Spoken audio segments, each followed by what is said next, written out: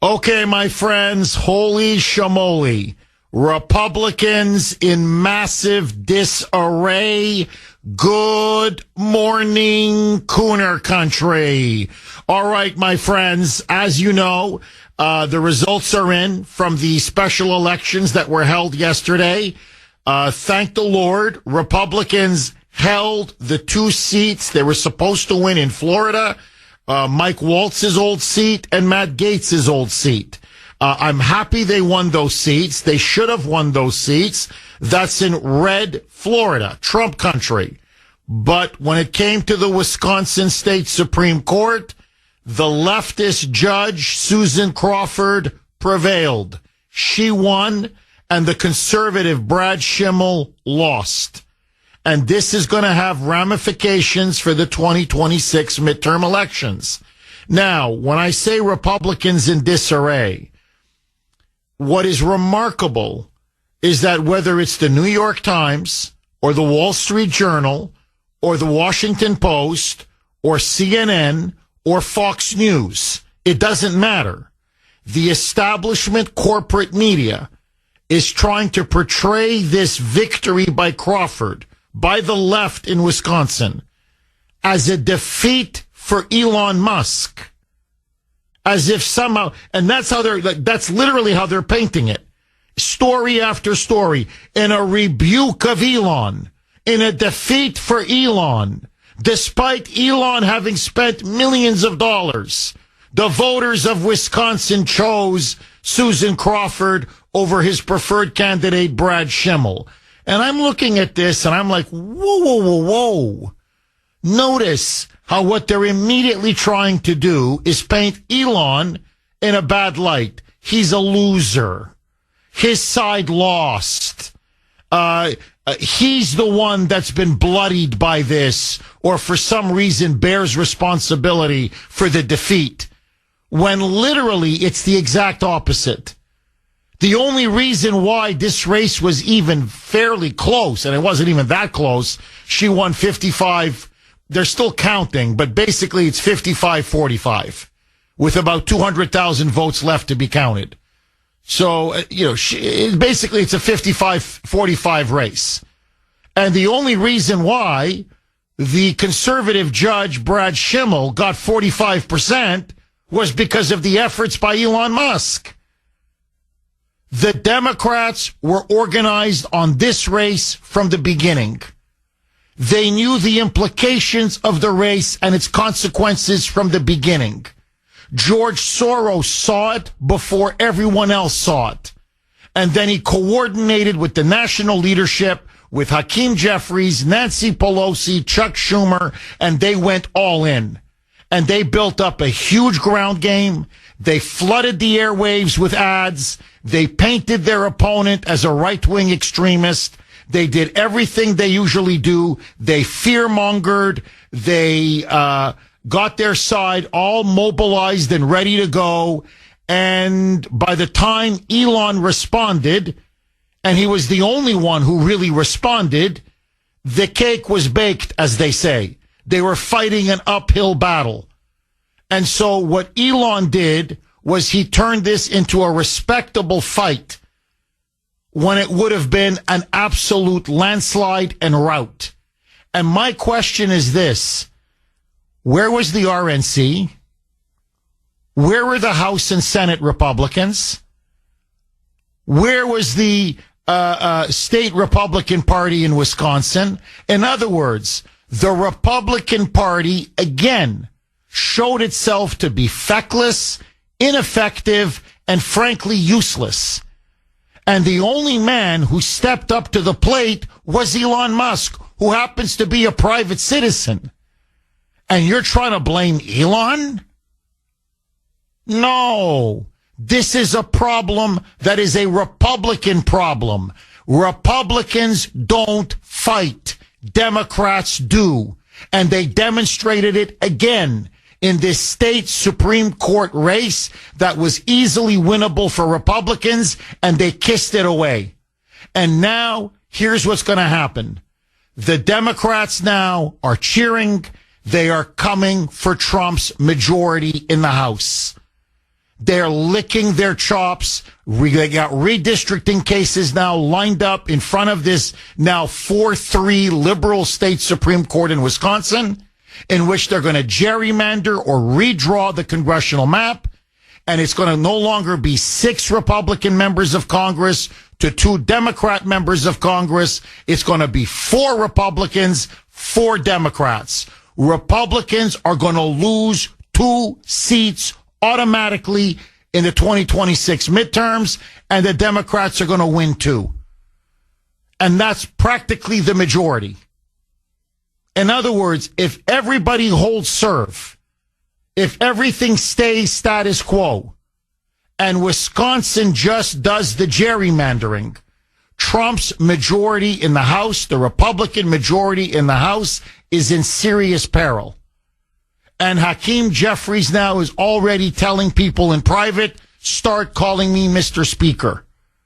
Already, they're still counting the votes. Already, the Democrats are now saying, we're going to impeach Trump. We impeached him twice the last time. They say this time at least 3 times. 1 impeachment, the 2nd impeachment, and the 3rd impeachment. And the only man who fought was Elon Musk.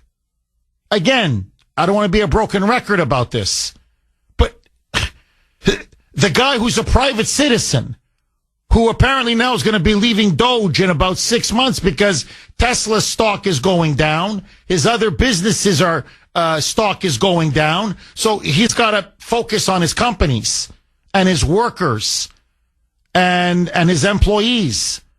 So the guy that did everything he could to try to stave off a disaster, he's the guy now the media is trying to pin the blame on? Are you kidding me? And this, my friends, goes to a deeper problem. It wasn't just a defeat in Wisconsin. Yesterday in Congress, you have to hear this to believe it, okay? Because I'm telling you, you wouldn't believe it. The Republicans had not 1, but 2 bills that they were going to vote on. One was today, and the other one was tomorrow. And let me ask all of you, what is the most important issue right now facing Trump and his Republican majority? It is the efforts by the Democrats and the radical left to subvert our republic and subvert our democracy. That they have these district court judges who have now usurped executive power and are now designating themselves presidents of the United States. They're issuing nationwide injunctions, temporary restraining orders. They are blocking every aspect of Trump's agenda.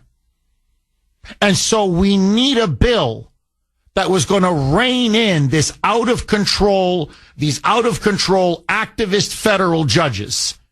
The Republicans had a beautiful bill lined up that they were supposed to vote on today, that would then go to the Senate, that they could finally rein in, restrain, control these rogue judges. And then what's the other big issue? We talked about it yesterday. Rampant voter fraud.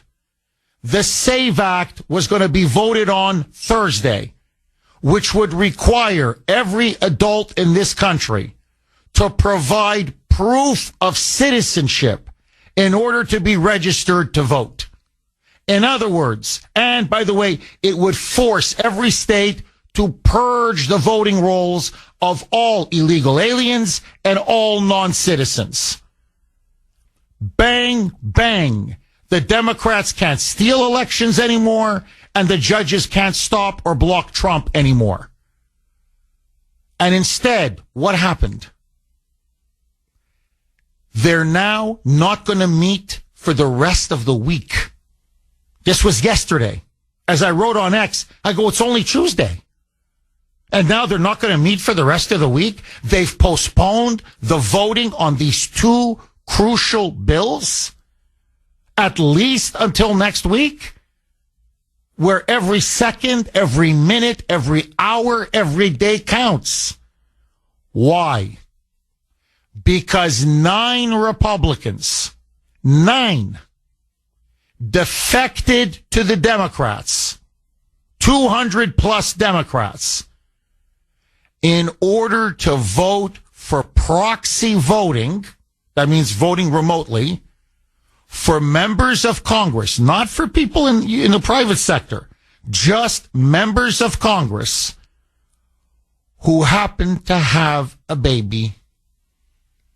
And so if they've just had a baby, like Congresswoman Anna Paulina Luna, she was one of the Republicans who led this massive defection, they want 3 months to be able to vote via remote, via proxy voting. And that blew up the entire week. Pathetic. 619 on the great WRKO. Jeff Kuhner, Boston's bulldozer. 617-266-6868 is the number. Okay, many of you are texting the Kuhner man, emailing, messaging. Jeff.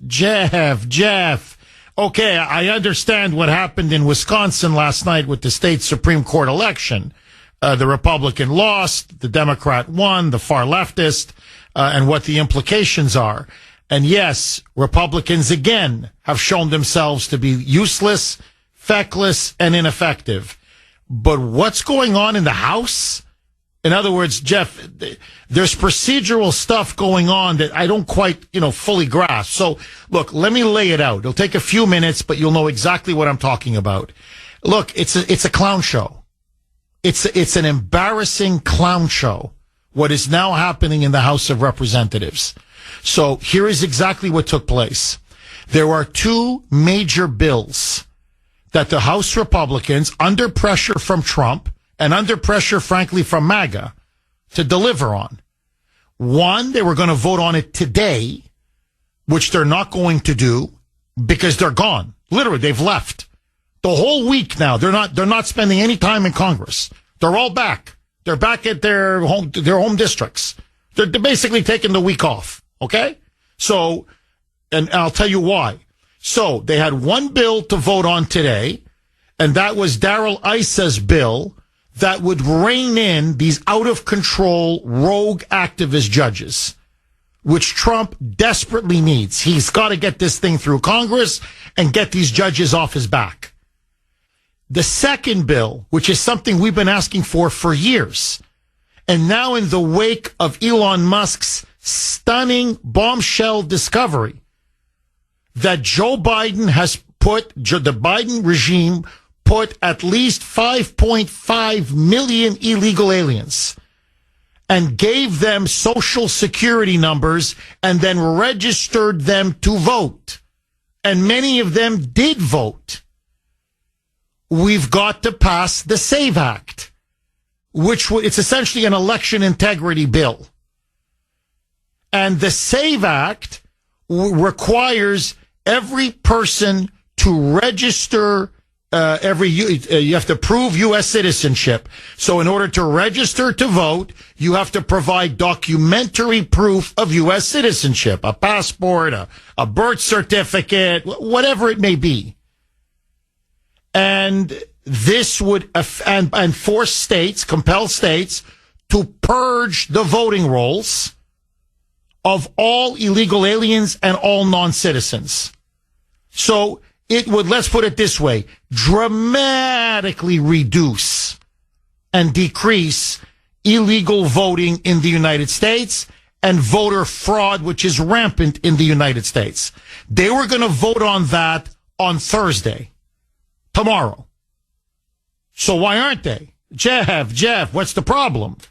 Well, Anna Paulina Luna, a rising superstar in the MAGA movement, and normally I like her. I agree with her on 99% of the issues, but not on this one. She did what was called, I'm just going to give you the technical term, a discharge petition. What's a discharge petition, Jeff?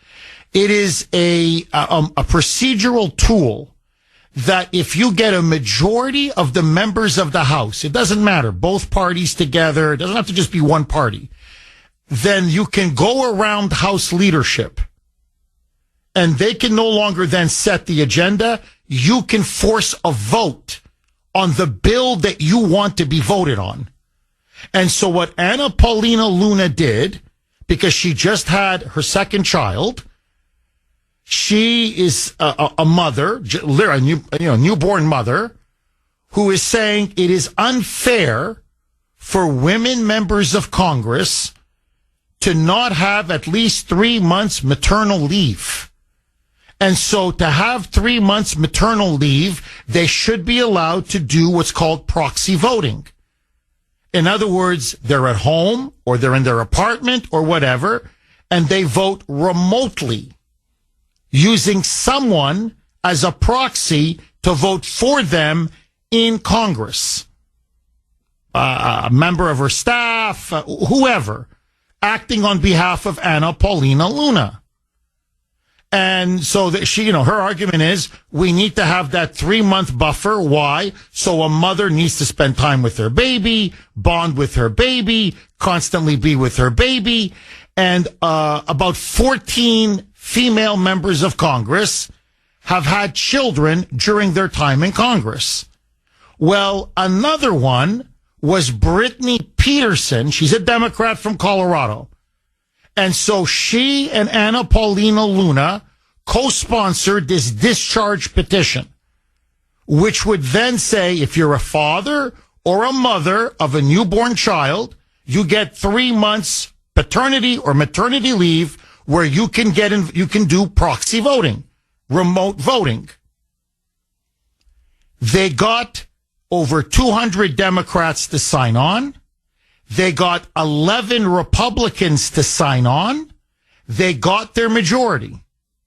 And Anna Paulina Luna said, I want the vote today, which was yesterday. Mike Johnson opposes proxy voting. He thinks it's unconstitutional. He thinks it sets a very bad precedent. It was done during COVID by the Democrats. It was massively abused. Most of the times they didn't even show up to Congress. It was an absolute disaster. So he thinks it's bad practice. He thinks it's unconstitutional. He was against it. He went against Luna and said, no, I don't want you to do the discharge petition. He then went to block this attempt. Anna Paulina Luna and the Democrats, and joined by 9 other Republicans, said, okay, this is the way you want to play it? No problem. The rules package, which governs the way you're going to vote today and tomorrow, they voted it down. They voted it down to force a vote eventually on proxy voting for members of Congress who've just had a baby. And so Johnson now says, and he came out yesterday saying, well, we don't have agreement on anything.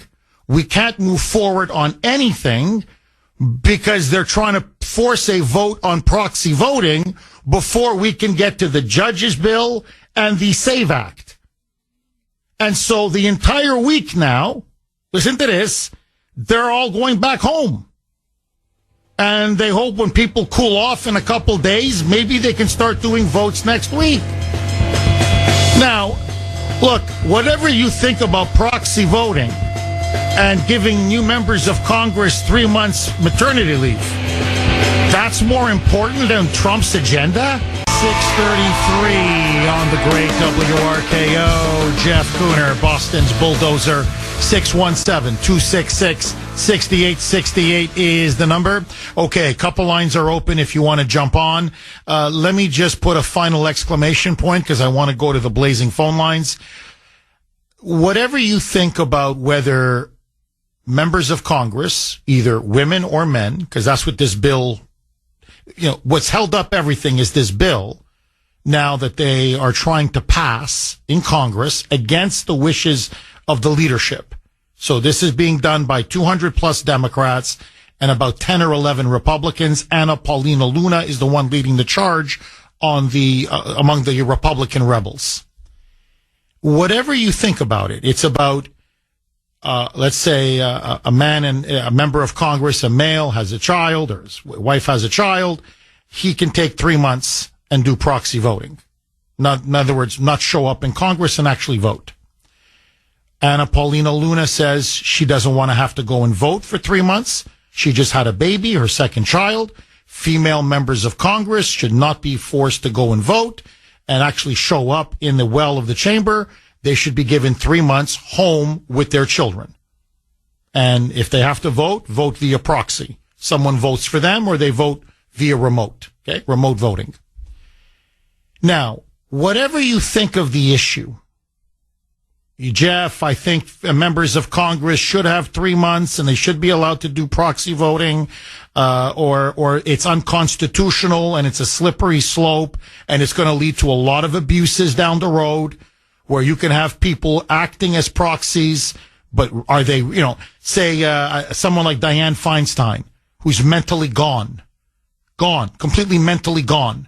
But you can have a member of the staff saying, I'm the proxy, and they start voting, whatever, imposing their will upon that of the senator or the member of Congress.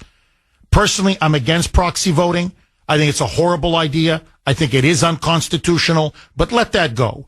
Wherever you stand on this issue, how is it more important? And you're willing to go to war over this issue now, when literally President Trump's agenda is on the line. So now we're not going to vote on this all-important bill to rein in this out-of-control federal judiciary and these district court judges who now have usurped power and are claiming basically they are de facto presidents.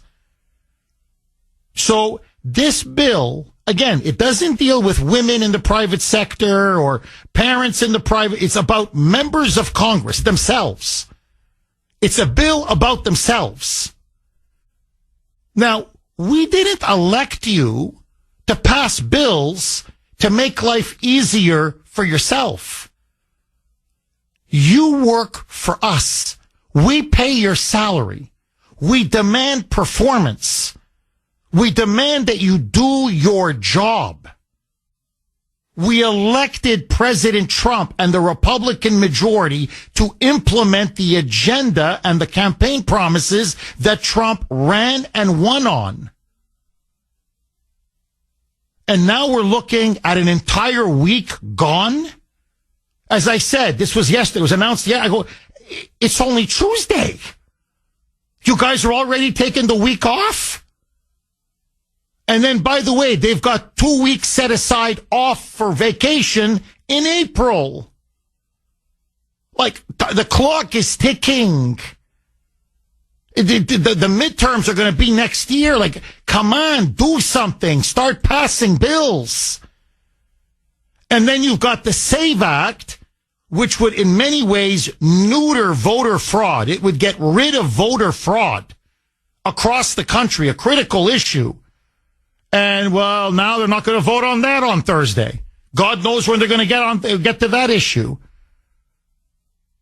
Because Brittany Peterson, the Democrat, and Anna Paulina Luna, the Republican, want to have 3 months where they can be at home and do proxy voting because they decided to have a baby. Having babies is beautiful. Please, no one loves babies more than Jeff, trust me, than Jeff Kuhner. Nobody loves families more than Jeff Kuhner. But even if you support the issue, now is not the time to, this is not the hill to die on now. This is not the time to wage a floor fight that then blows up this procedural vote that would set up voting on the judges today and the SAVE Act tomorrow. This is a circus clown show. That's what this is. It's a circus clown show. And the one thing these Republicans and Democrats notice, or the one thing they can get along with, is take a break.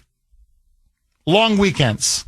By the way, no one ever works on the weekends. You know how many weekends I work through all the time? That's another reason why everything is being slow rolled. Mike Johnson refuses to keep Republicans in Washington to force Schumer and Hakeem Jeffries to stay in Washington over Saturday and Sunday. So they work Tuesday, Wednesday, Thursday. That's it. By Thursday night, they're all gone. And they're not back until Tuesday morning. Yesterday, they just worked Tuesday. Forget Wednesday today and forget tomorrow. This is selfish. This is short-sighted. This is petty. I'm sorry, this is stupid. With all due respect, even if you believe in the issue, everything has its time and place. Not now. Not when everything is on the line. Because the Democrats now are going to try to steal elections. We know that. We've got to stop voter fraud while we can, while we have the opportunity. And we've got to control and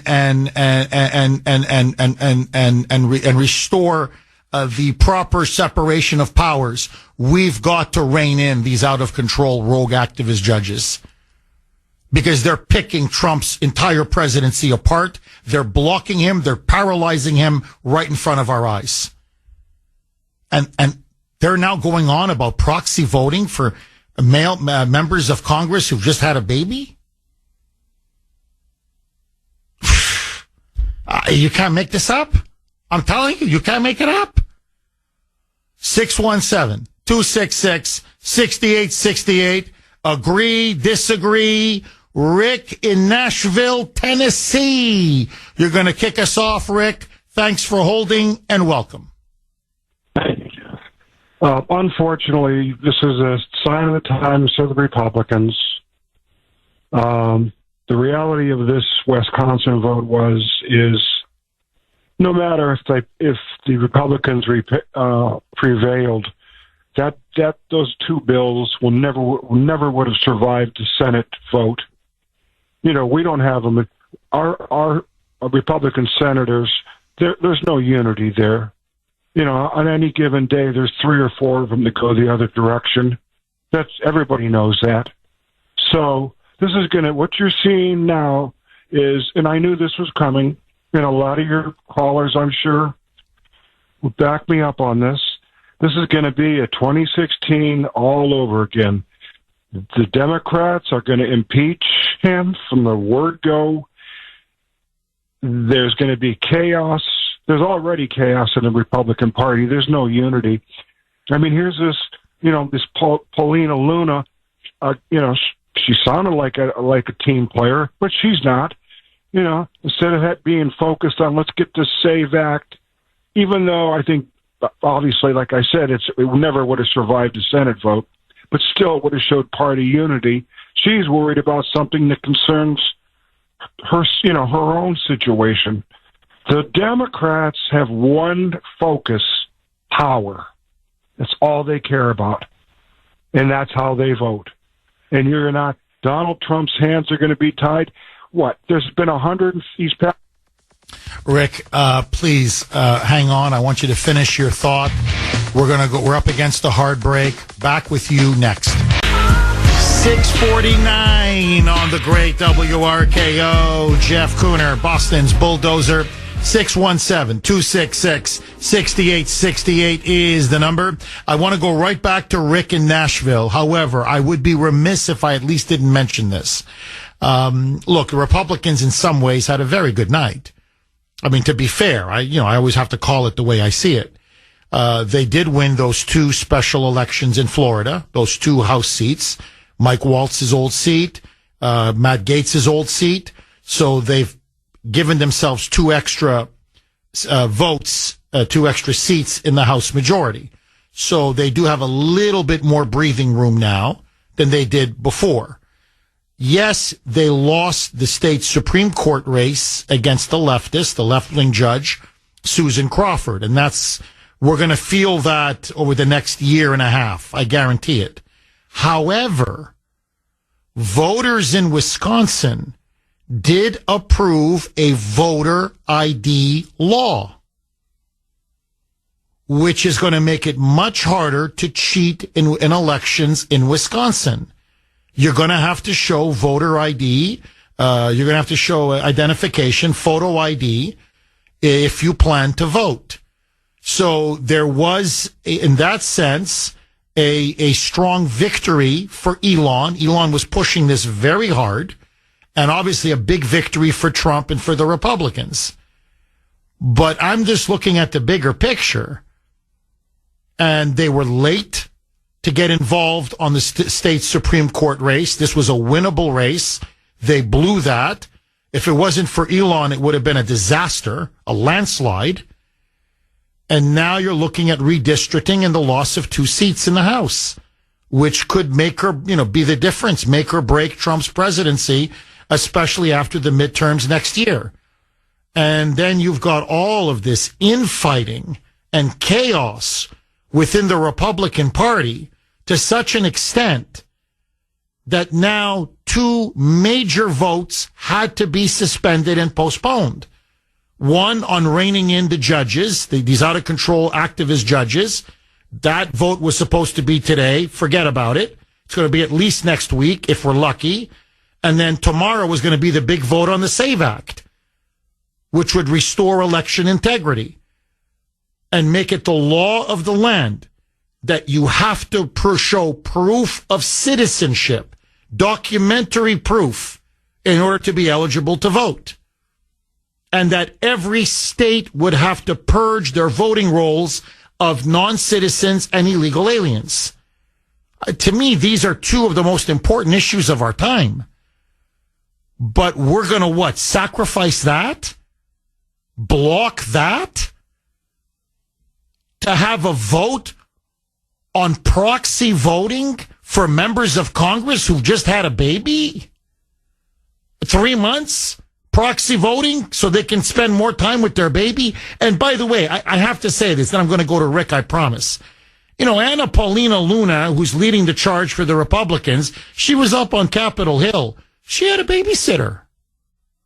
I mean, the babysitter was with her as she's walking around doing the whole, the rounds in Congress, and she voted, and she gave a floor speech, and she led this, insurrection, or whatever you want to call this, revolt, along with the Democrats together against MAGA Mike, little Mike Johnson, and the Republican House leadership.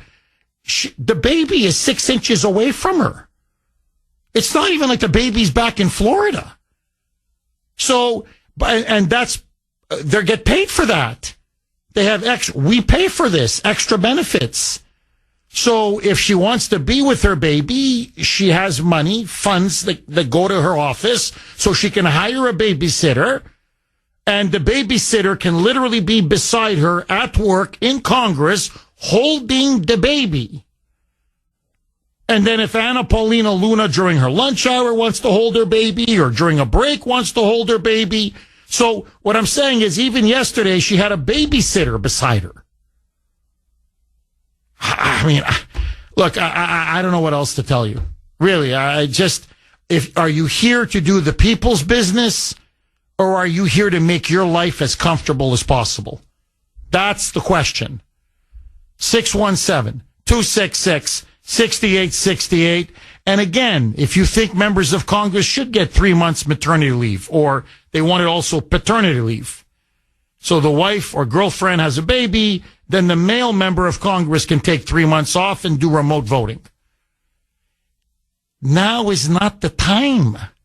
We've got much bigger fish to fry. Agree, disagree. Okay, Rick in Nashville, you're saying, look, Jeff, the Republicans are hopelessly disunited. They're hopelessly divided. And yesterday, it just showed again. There are too many Judases, too many people who aren't team players, too many people who just aren't serious enough about doing the people's will and the people's business. Rick, please pick up where you left off. Okay, Jeff, you hit it right on the head as usual. That's why I even though I live in Nashville, I've been listening to you for years. You are the voice of reality and the voice of truth and clarity in this country. But I think you know that. You're exactly right. Thank you, Rick. I appreciate it. When you're going to run for office, federal office, she's not a council person in her home city. She's representing, the people from the entire state of Florida. If you're going to do the people's business, you've got to make some sacrifices, honey. And one of them is, like you said, you have a babysitter. Millions of women in this country have to go to work by necessity or by choice, and they make it work because they can't pass laws to make their life situation the way they want it. You have to conform to the work rules that you're in. You have to live by, and that is do the people's work. When you're a House of Representatives, when you're a senator, when you're representing the country, you can't think about your own situation, and that's the problem. But getting back to the bigger issue, Donald Trump's got passed 150 or plus EOs, executive orders. They're challenging, if I'm not mistaken, correct me if I'm wrong, they've challenged all of those, I believe. And every single executive order has now been blocked. Embolden the liberal judges that already have cases and will get future cases, make future rulings. Today's a very dismal day for the Republican Party, in my opinion. I see it. The only thing I can just see chaos on a grander scale than the 2016 presidency, because the vitriol is just over the top out there. We've seen this with Tesla, with just the attacks on MAGA people, on every low. Well, it's war. You nailed it, Rick. Look, it's political, ideological, legal war. That's what's happening now. The Democrats have said it. We're declaring war on Donald Trump, on the Republicans, and on MAGA. And it's war. They've declared war. And what are the Republicans doing? They're fighting over proxy voting for members of Congress who just had a baby. Like I'm telling you, you can't make this stuff up. So now Trump's going to have to get involved. He will. I don't even need to say this, but I'm just telling you, Trump is going to get involved. He's going to have to get involved. And pardon my expression, he's going to have to kick some ass. And he's going to have to give Anna Paulina Luna a call, which he will. And he's going to say, knock this off. And he's going to tell Mike Johnson, what kind of a ship are you running up there? So I want to wait another week, another 10 days, if I'm lucky. This has still got to go to the Senate. And then it's got to go to conference. And then you got to vote again on it after conference in the House and in the Senate before I can sign it. He goes, guys, by the time this thing is done, the midterms will be here already. So you got to move. Speed is of the essence. We've got to keep the initiative if we're going to win this thing. So, look, the problem with Trump, and this is why I feel very sorry for the man, he has to do Elon and JD. I'm telling you, that's what it's come down to now. They have to do all the fighting on their own. And they're the only three that are fighting. No one else is fighting. And I don't care how good you are. I don't care how smart you are. You have to have numbers. You have to have other people who are willing to fight with you. And look, it's now or never. We're entering now a very critical phase now of Trump's presidency. The Republicans have to get their act together. And my friends, Kuhner country, I'm urging all of you, We've got to put maximum pressure on Republicans. Get these bills passed now. Now. You want to do proxy voting for members of Congress who've just had a baby? You do it after. Okay? You do it after we've passed the president's agenda. Not now. Agree, disagree. And let me just say one other quick thing, because Rick in Nashville, I thought put his finger on it. He said, look, this is not a private sector job. With all due respect, look, I'm in the private sector, okay? My wife's in the private sector. Most of you are in the private sector. This is not a private sector job where, hey, I work really long hours. I work weekends. I work, I work and work and work. I want to be able to see my child, especially when the child's a newborn. And I understand, especially with the mother and the baby, they need time together. This goes without saying. Okay? So we're not talking about that. We're talking about members of Congress and senators who have taken an oath, not just to defend and uphold the Constitution of the United States, but what do they always say they're doing? They use two words, a phrase, all the time. Quote unquote, public service. Have you noticed that? They always say, no, I'm not a politician. No, I do public service. So serve the public. I'm sorry. It's public service. It's not private service. You're not in the private sector.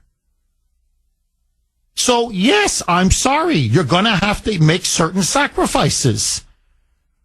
And if that means you have to show up and vote, even though you just had a baby a month ago, well, I'm sorry. Tell your babysitter, who we pay for, okay, hold the baby, take care of the baby, love the baby, feed the baby, walk with me, and I'm going to go to Congress and work and cast my vote. I don't think I'm asking for too much. But notice, they enrich themselves. They line their pockets. They enrich their families. How do they serve us? They've put us $37 trillion in the hole. How do they serve us? They've destroyed our standard of living. How do they serve us? They've gotten us involved in how many wars around the world? Sacrificed how many of our young men and women?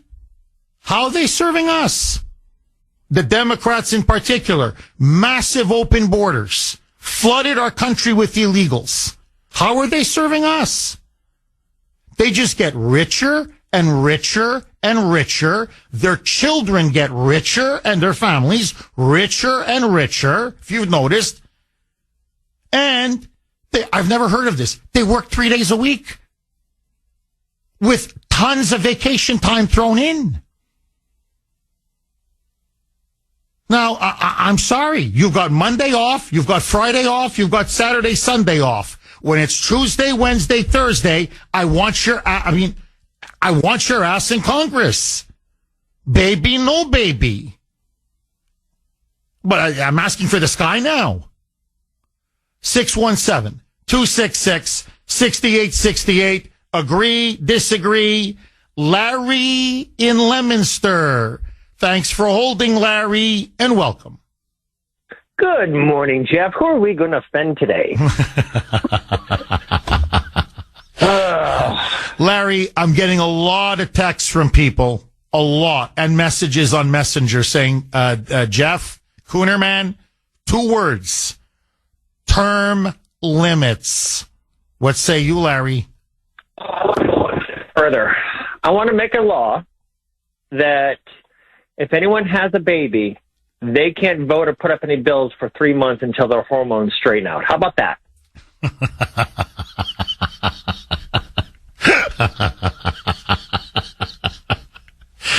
Larry, what do you make of all this? And are you surprised that this is coming from, of all people, Anna Paulina Luna, who has been a staunch Trump supporter, a MAGA Republican, really a rising MAGA superstar? People were honestly talking about Senator Anna Paulina Luna, maybe even cabinet secretary, vice president, maybe even President Anna Paulina Luna. And this is the hill now she's willing to die on? Are you shocked, Larry? Oh, just because I referred to I'm half joking with that whole don't vote until you're hormones, because I'm going to offend a lot of women, but after postpartum hormones, they do a lot of crazy stuff. And, I'm not saying we should really bar her from voting, but yeah, this is ridiculous, Jeff. And she's potentially, I don't think it's going to hurt her as far as being a congresswoman, but it might stall her from going any further, or stifle, however you want to call it. You're right. Timing is horrible. Now, you said she has a babysitter. What's the husband do? Why can't he watch the kids? Oh, well, I think the husband works. To be fair, look, she is a hard worker in Congress. I want to give, really, Anna Paulina Luna is a worker. There's no question she's a worker. And Larry, to be fair, it was funny. I get it. It was funny. But to be fair, she's already had a child before, a son. I believe the son's name is Henry. So, and she's been an advocate for this even before she gave birth. She's been pushing for this now for really several years. And she's worked tirelessly, months and months, getting this, getting signatures on what's this called, this petition discharge, working with Democrats, working across the aisle. So this is something that has been a cause that's very dear to her heart. So I don't think it's just, hey, she just had a baby and it's, hormones or whatever. No, she's been doing this for a long time. But my argument is, okay, fine. I understand this issue is dear to you. Okay. And I'm willing to consider it on the merits, but not now. And not at the cost of the president's agenda. Not at the cost of the SAVE Act. Not at the cost of putting these federal judges back in line and finally putting them under some kind of control and restoring separation of powers and giving the president the chance to be president of the United States. The stakes are so high. So to me, it's she's being selfish. If you want my honest opinion, I think she's not because she wants this bill, but because she wants this bill now, at this time, at this critical juncture. That's my disappointment in her. What say you, Larry? Oh, I agree completely. And that's where I was going with this. It's more of the stupidity and the timing thing. But now I want to juxtapose that. Unfortunately, I have to bring up Democrats. And it shows them in a better light. Do you remember, I forget which time it was because she's bounced in and out of that position, but do you remember Nancy Pelosi with the gavel and the grandson grandchild on her lap? Yep. Showing that woman empowerment, we can do it all. Then the devil herself, Wu, with the stupid cross on her head, had her baby testifying in front of Congress, showing, whether it's real or not, I know it's staged, but showing the people, the women can do it all. They have the baby, they have the career and stuff, right? She's not a congressperson against her will. She wanted the job. She fought for the job, and now she's acting like it's a detriment to her because she decided to have a child. I'm not downing children, obviously. I'm all for having a family, but you have to accept sometimes you cannot do it all.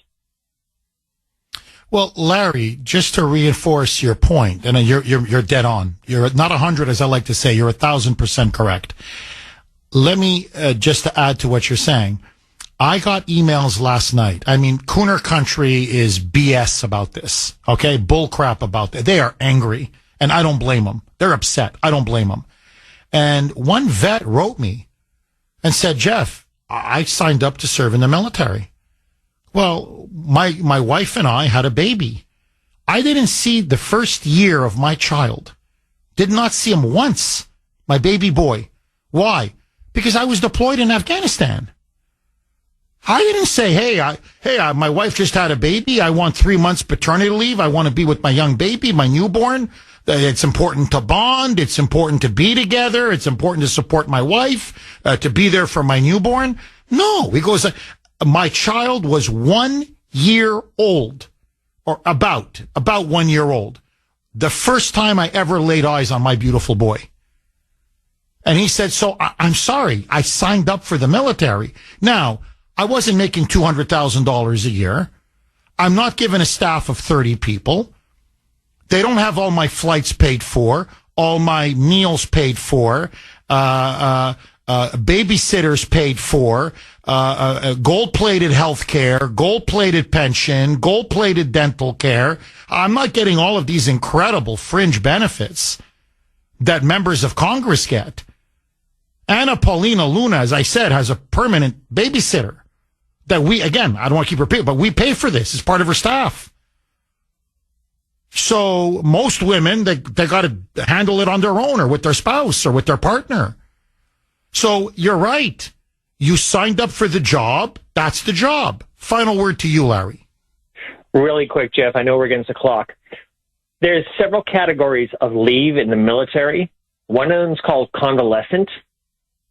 That's to take care of an elderly parent or a sick, dying child or something. Larry, please hang on. I really want you to explain this. I want to show you, everybody, please, you ought to hear this.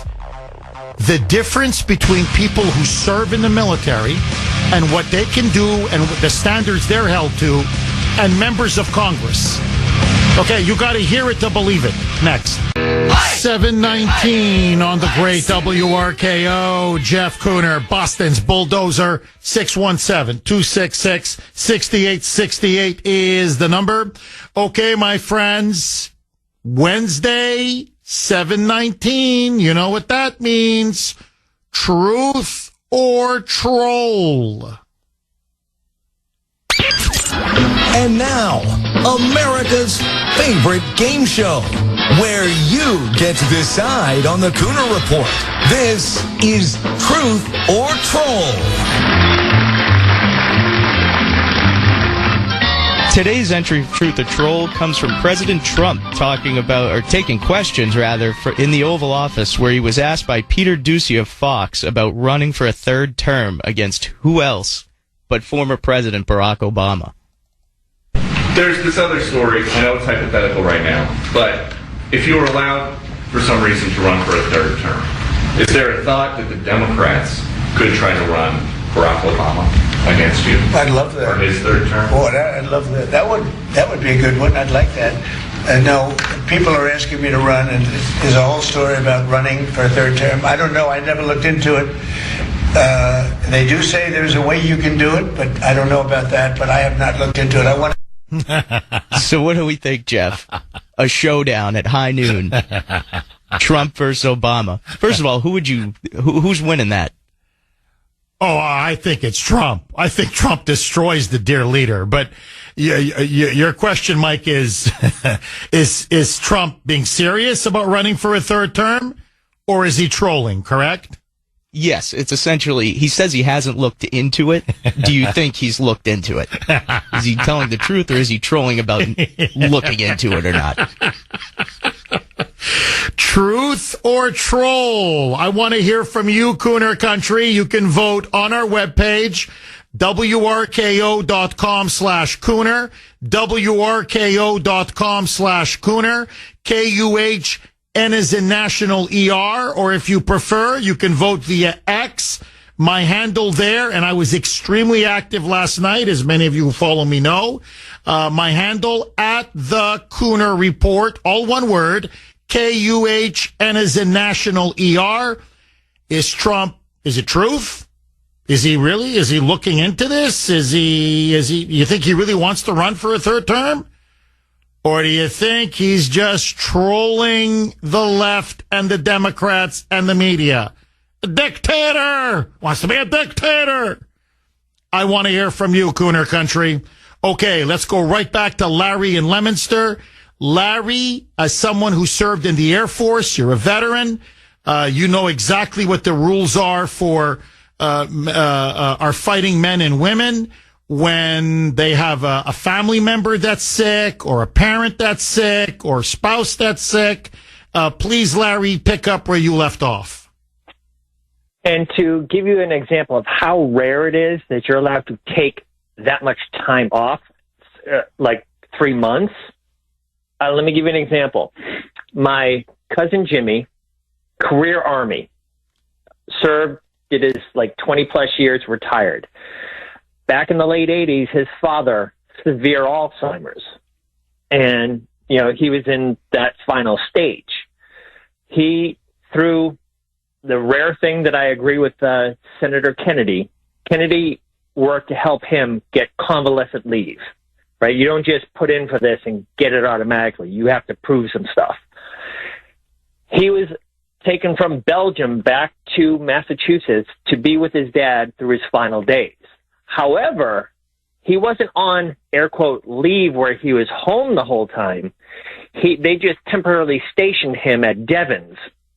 He still had to go to work, but he was at least local to be with his dad in the evenings. He didn't get 3 months to the end.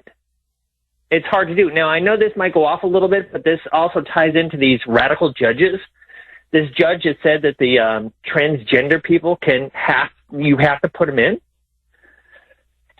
Civilians have no idea how many simple things can prevent you from joining the military. I had another cousin wanted to join like his dad. He couldn't because he's colorblind. If you got flat feet, you can't join. I almost didn't make it because I am almost legally blind. I wear glasses. But the glasses corrected it. I just could never be a pilot at the time.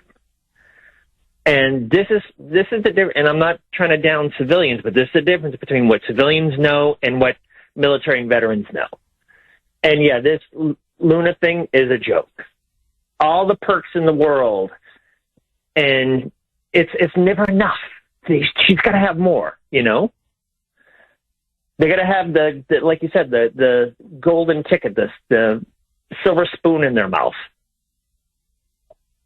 Larry, I couldn't have said it better myself. As always, Larry, thank you for your service. Thank you for your call. Look, again, they're asking things for themselves that no one else in the private sector or in the real world gets. It's outrageous. And again, look, really, I'm open to her arguments. I would have her on the show. Why do you feel you need this? Why do you feel female members of Congress need this? But now? So we've lost another week? Maybe 2, maybe 3. Who knows how long this thing is going to go on? And you've got now disunity in the Republican conference. House Republicans now are fighting with each other. They're in disarray. They're divided over proxy voting for female or male members of Congress who've just had a baby. When we've got votes on 2 of the most important bills that really, literally, they're not just going to impact Trump's presidency. They're going to make or break Trump's presidency. You can't make this up. So again, short-sighted, selfish, honestly, stupid. But that's me. I want to hear from you. John in Newton. Thanks for holding, John, and welcome. We lost John. Okay. Tommy in Brockton. Thanks for holding, Tommy, and welcome. Good morning, Jeff. Hi, Tommy. And yeah, last week, Pennsylvania had a special election for a state senator in a definite strong Trump district, and the Democrat won. And now in the state of Pennsylvania, the Democrats control the state Senate. So, Kuhner country people, you have got to get off your asses and get out and vote. They never should have lost that election in Wisconsin. And they're going to redistrict congressional districts. And, you look at Massachusetts. Tommy, can you hang on? We're going to come right back to you, Tommy. And I think I know where Tommy's going with this. But Tommy's right. The Democrats are fighting. MAGA, where are we? And Bulldozer 617-266-6868 is the number. Okay, Tommy, you were making the point about how Republicans are essentially useless. And then you were saying, let's just take the Massachusetts Republicans. And then we had to go to break. So please, Tommy, pick up where you left off. Okay. There's two cities, New Bedford and Fall River, that have one thing in common. Portuguese people and Cape Verdean people that are Catholic and very conservative. They are in two different, deliberately gerrymandered not to have them in one district. And to me, it's probably one of the worst things about this state when it comes to Democrats, that no, we can't have a possible conservative community that'll have political power. And it really is a form of bigotry or racism. But the other point I wanted to make, that as far as with this vote, the SAVE Act, I watched Elon Musk showing how the numbers of Social Security numbers rapidly increased under the Biden administration, and they were registering the vote at the same time. Now, as you know, it's illegal for a non-citizen to vote in a federal election. Local elections are different in municipalities. And I've called you before on this. And what if Trump's people are listening, there is a way that you can prove that non-citizens in the past have voted in elections, and it's very easy to do now that you've got these college geeks with Elon Musk. You can cross-reference people who have declined to serve on a jury. And with a lot of people put down, I'm not a citizen, because a non-citizen cannot sit in a jury in a United States court. And if you cross-reference those names in that particular county, and we'll just say Joe Garcia for the sake of argument. And if you find out that Joe Garcia is also a registered voter and has voted in the 2020 election, and he has declined to serve on a jury in 2022, and the reason is, I'm not a U.S. citizen. That's how you can prove to the American public that, no, we have had non-citizens voting in our elections, which is illegal. Congress passed a law in 1996 that only United States citizens can vote in federal elections. And in the state of Virginia, I have not found out yet, but Glenn Youngkin, a Republican governor, found out because of the motor voter bill, there were over 6,000 non-citizens that were registered to vote. Now, did they vote in the elections? I don't know. I only speak in facts. But I'm going to make it a point today, because I'm retired, to contact the governor's office down there and say, hey, by the way, when you found out those 6,000 people were registered to vote, did any of them vote in elections? And if so, you can get deported for that. And, you know, I'm very disappointed with what happened last night as far as that's concerned. And the problem is we have too many Republicans that are like Charlie Baker, and my testicles haven't descended yet, but someday they will, Jeff. So, you know, I mean, you know, you don't show up to a gunfight with a knife. And that's the problem with the National Republican Party. And I don't know what the hell happened. I mean, Trump's daughter-in-law was running it, and I don't know if she walked away from it or whatever, but we have my biggest fear is the Democrats will take control in the next 2026 elections, and then it's going to be impeach, impeach, impeach. And the other thing is what they're going to do, because of this lawfare, they're going to try and bankrupt the Trump family. That's how rotten these people are. They're nothing more than Marxist communists that think 24 hours a day, how can we control the American public, you know, from womb to the tomb? They're evil people. And I'm a former Democrat, and I saw it 30 some odd years ago when the term progressive came around, and that's when the crap about politically correct speech, that came from the Soviet Union. Read a friggin' history book. Thank you, Jeff. Oh, you're dead on. Tommy, as usual, thank you very, very much for that call. No, look, Gingrich famously said, Democrats play smash mouth football, Republicans play badminton. Republicans don't even play badminton. Because I'm not kidding, really. The racket may hurt somebody. You may sprain your ankle on the court if you play badminton. Republicans play croquet. Really, that's what I've come to realize. Like, look, I'm just going to, from my own personal experience, okay, let me just tell you this. I cannot tell you how many times in my career on this show I get blowback, and I don't just mean an email here, an email there, a text here, a text there. I'm talking hundreds, if not thousands, of emails, text messages, messages on Messenger. Oh, Jeff, when you say BS, I don't like it. When you say blank off to the Democrats, I don't like it. I don't like it when you use that kind of language, Jeff. Here, I'll just give you an example. I'll never forget this. In the 2016 election, now remember, they framed Trump as an agent of Russia. They were illegally spying on his campaign. They were calling him Hitler, a Nazi, a racist. Hillary Clinton was vilifying all of his supporters. We were the deplorables. We were irredeemable. We were evil. Okay, she literally put a target on our back. So there they are. They're spitting on us. They're vilifying us. And I went on about Hillary Clinton and the Clinton Foundation. And I made the obvious point. The woman was for sale. And she sold out U.S. foreign policy, U.S. national interest to the highest bidder, including, by the way, 20% of our uranium supply, which is what you need for nuclear weapons, to Mother Russia. Prostitute. What is a prostitute?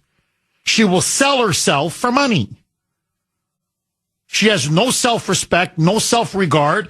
Everything is for sale, including her own body and the most intimate aspects of her own body. Okay?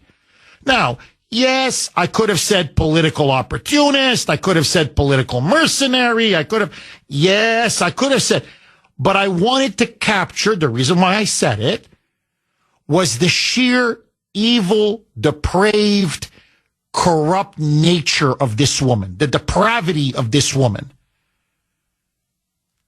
Holy mackerel. This didn't come from the Democrats. This came from members of Kuhner country, conservatives, Trump supporters. They lit up the phone, not only here, they lit up management's phone lines. I'll just give you an example. He went too far. How dare he? You don't call a woman a whore. That's disrespectful, not just to Hillary, but to all women. He should be taken off the air for that kind of language. I've listened to him for years. And this is just beyond the pale. It was one after another, after another, after another. And management said, actually, it was funny the way he said it. B, the way he's laying out the case, I would have said something even stronger. And C, I had phenomenal ratings, as I do now. Not to brag, but my ratings are just so good. They're like, and we're going to cut him loose for what? Over one word? Are you people normal? But what I realized was, we're not fighters. We have outstanding qualities. Very intelligent, very patriotic, very knowledgeable. We'll give the shirt off our back. But when it comes to fighting, calling someone a whore is too much. Almost 7:50 now on the great WRKO. Jeff Kuhner, liberalism's worst nightmare, baby. 617-266-6868 is the number. Look, I think there's many reasons why Republicans are feckless. Republicans don't fight. Republicans are neutered. Republicans are weak. There's many reasons. I think a key reason, not the only reason, but I think a key reason is that so many of them and their allies in the media, I think it's both, are essentially bought and paid for. They are what's called controlled opposition. And ultimately, it's like, think of professional wrestling. Yeah, I call it, kabuki theater, where you got all this stuff going on, but it's all choreographed behind the scenes. So it's like professional wrestling. It's an act. It's a show. It's there to entertain the masses. And many people think it's real, but it's not real. And they yell and they scream and they challenge each other and they, trash talk each other. And then I hit you, you hit me, you body slam me, I body slam you. And then they go back into the locker room and they cash their checks and they're laughing all the way to the bank. And what Republicans, and I don't understand the genesis of this, but somewhere along the way, they accepted being the Washington Generals to the Harlem Globetrotters. In other words, we'll do the show, but we're the junior partner. The Democrats set the agenda. The Democrats are ultimately the dominant party. The Democrats will control the committees. They'll control the media. They'll control academia. They'll control the culture. We'll surrender political, cultural power for the most part, but as long as we can continue to make money. And I've seen it, and I'm going to go back to the phone line, so I don't want to belabor this point. And look, essentially, that's what Fox News is. I'm not picking on Fox. I'm just giving you an example.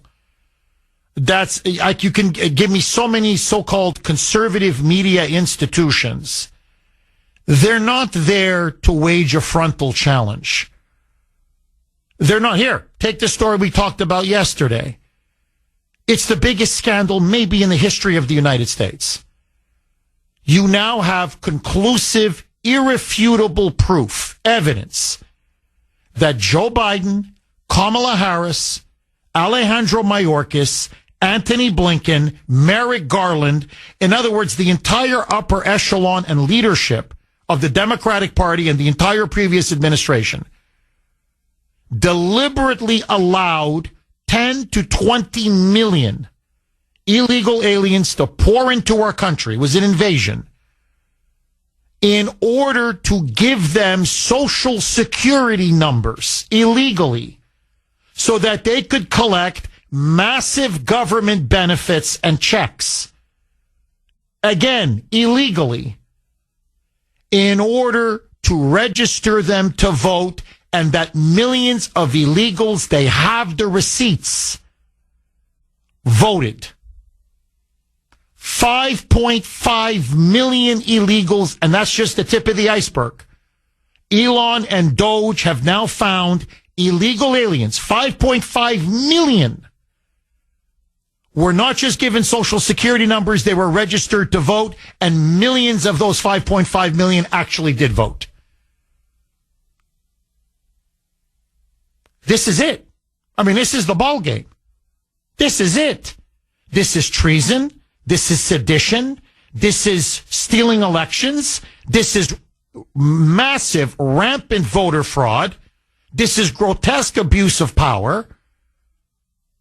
This will destroy and annihilate the Democratic Party. And as I said yesterday, it will, and it's just a fact. It doesn't, to me, I don't fear this. I welcome this. It will plunge the country into a constitutional, political, legal crisis. Why? Because Joe Biden was illegally elected. It was a stolen election. The 2022 midterms, stolen. And so it will annul everything that Biden did. And you think Fox News wants to open up that hornet's nest? You think Fox News wants to open up that Pandora's box? No. They just got sued by Dominion. It's about the money. That's what it's all about. Fox News is in the business of making money. They're not in the business of actual news. So what I'm saying, I'm not picking on Fox News. I could run the Wall Street Journal. You can run down the whole line. All these so-called conservative media pundits, talking heads. I mean, you have exceptions and you know who they are. And look what happens to them. People like Tucker Carlson. All he did was show a few minutes of what really happened on January 6th. That's all he did. That's all. On that Friday night, he showed what happened on January 6th for a couple of minutes.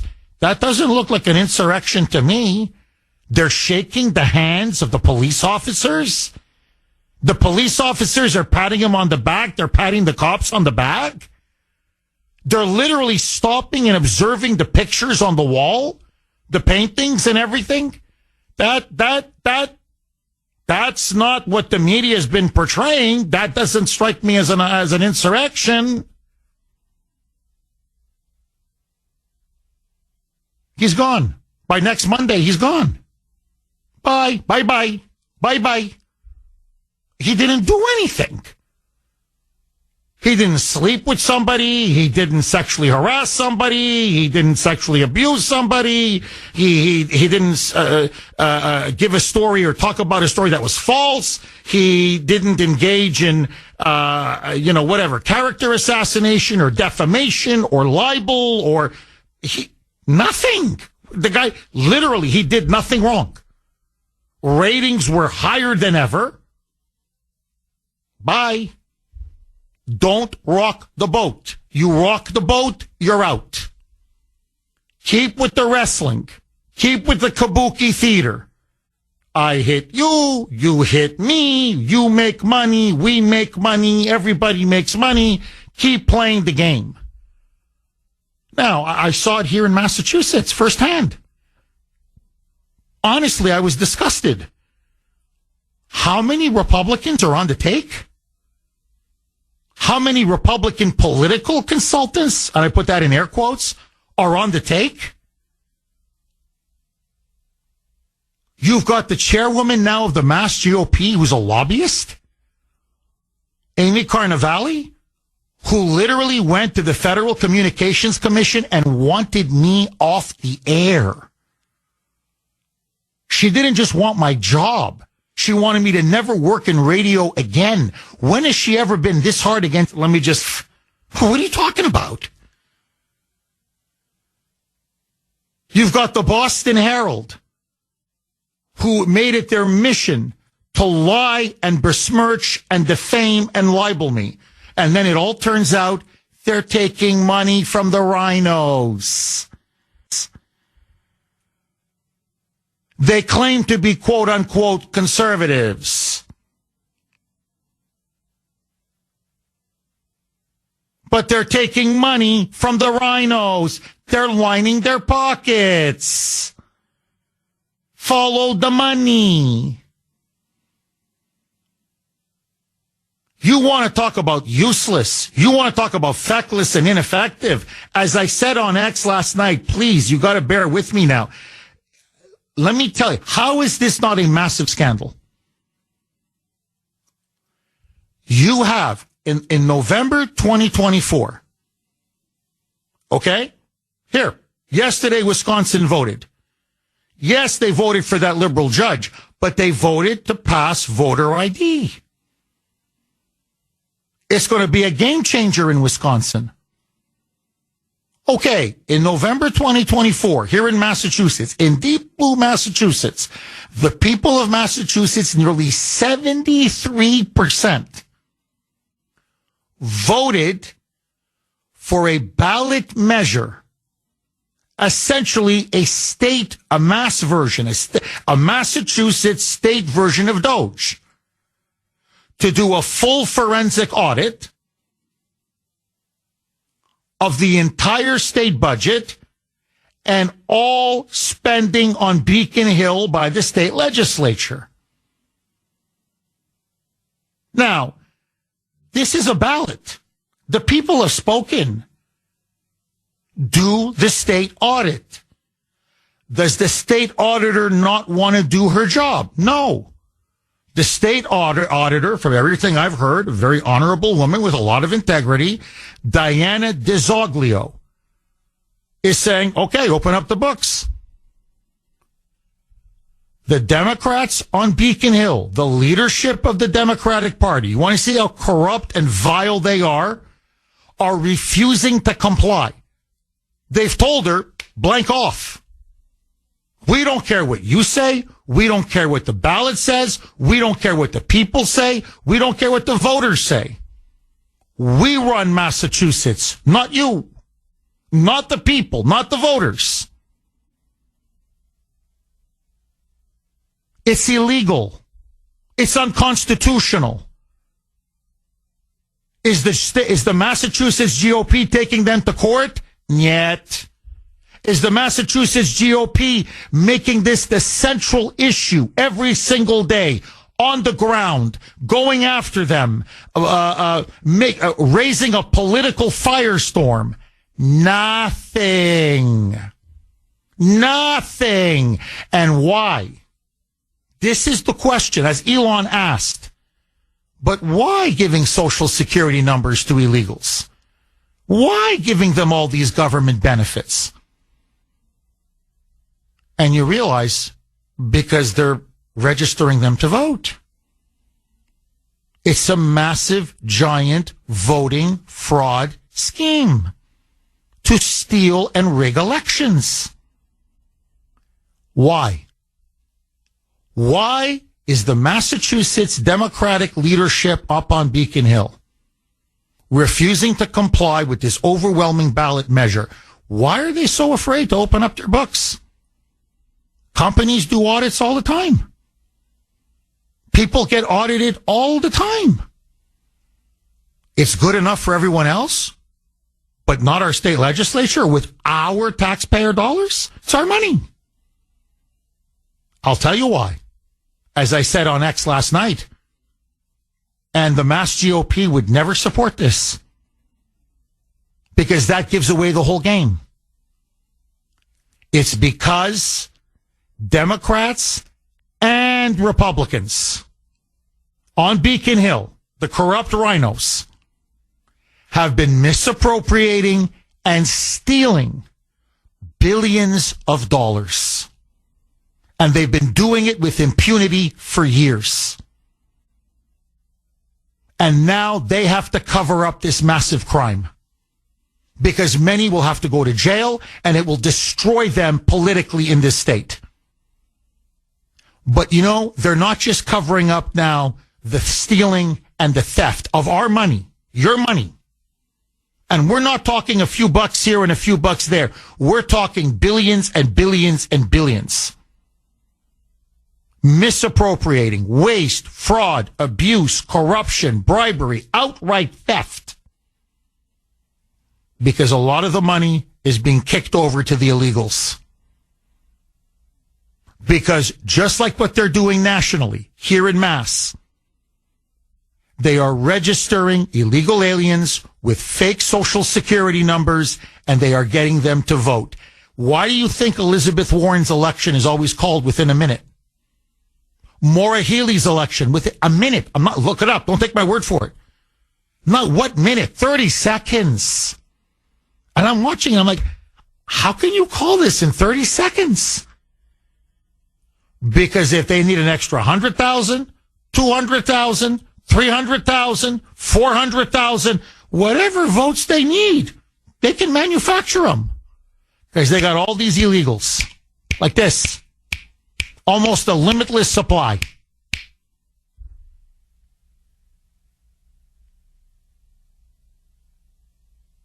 That's why the Massachusetts Republican Party, now I'm using it, it's a microcosm of the Republicans in Congress. It's happening at the state level and it's happening at the national level. That's why they're so useless.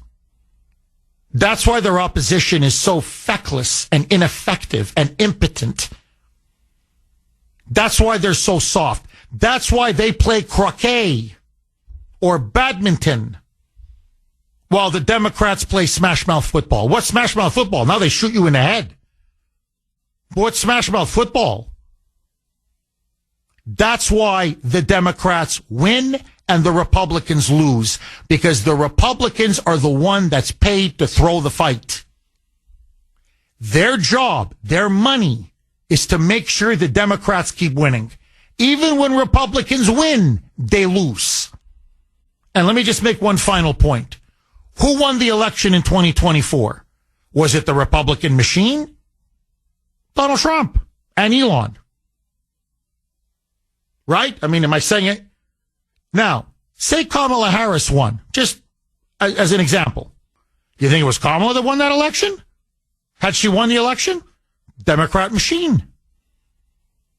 When the Democrats win, it's always their machine that puts their candidates over the top. When the Republicans win, it's not because of them, it's in spite of them. That's why they hate Trump. Because he doesn't play the kabuki theater game. He doesn't play the controlled opposition game. Okay, you guys run the committees, then we run the committees, then you run the committees, then we run the committees, but hey, we're all making money. And the peasants, they can go to hell. Okay? The peasants, blank you. The taxpayers, blank you. The people of America, blank you. Trump is the opposite. I'm the people's voice. I'm the people's champion. I'm here to do the people's business. The Democrats now are trying to bring him down. What the Republicans are doing is they're running out the clock so the Democrats can bring him down. Agree, disagree. Verna in Arlington. Thanks for holding, Verna, and welcome. Hey, hi there. Good morning, Jeff, and hi, Verna. Always thank you. I was going to speak towards the maternity leave pregnancy issue, but I'll just comment on that as well. Anyway, I'll make my main point first.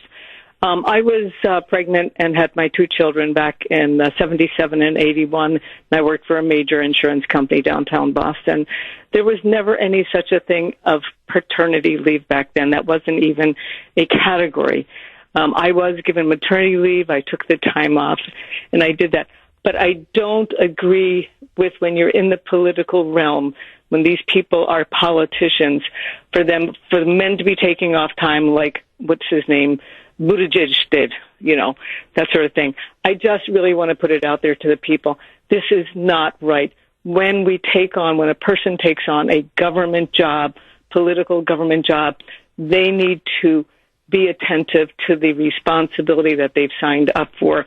I don't know about other countries like Israel and how they do it, what their women do when they're pregnant and have their children, but there's got to be a way to deal with this without interrupting and impeding the process of the government running like what they've done. Anna Paulina Luna, I'm surprised because I've heard really good stuff about her as well. But anybody and everybody, I think, should pay attention and take very serious concern and responsibility for their political, governmental responsibilities. And I just want to put it out there, and I just want to hear what you have to say, too. I never even heard of a paternity leave back in those days. That's a new concept even. And if I was in government, I would find a way to work around it and to make it work so that I could carry out my serious concern and responsibilities for governmental, what we're trying to achieve in this country. Verna, I agree with you, and I would go even a step further. I think really this is at the feet of Pete Buttigieg. Okay, Pete Buttigieg.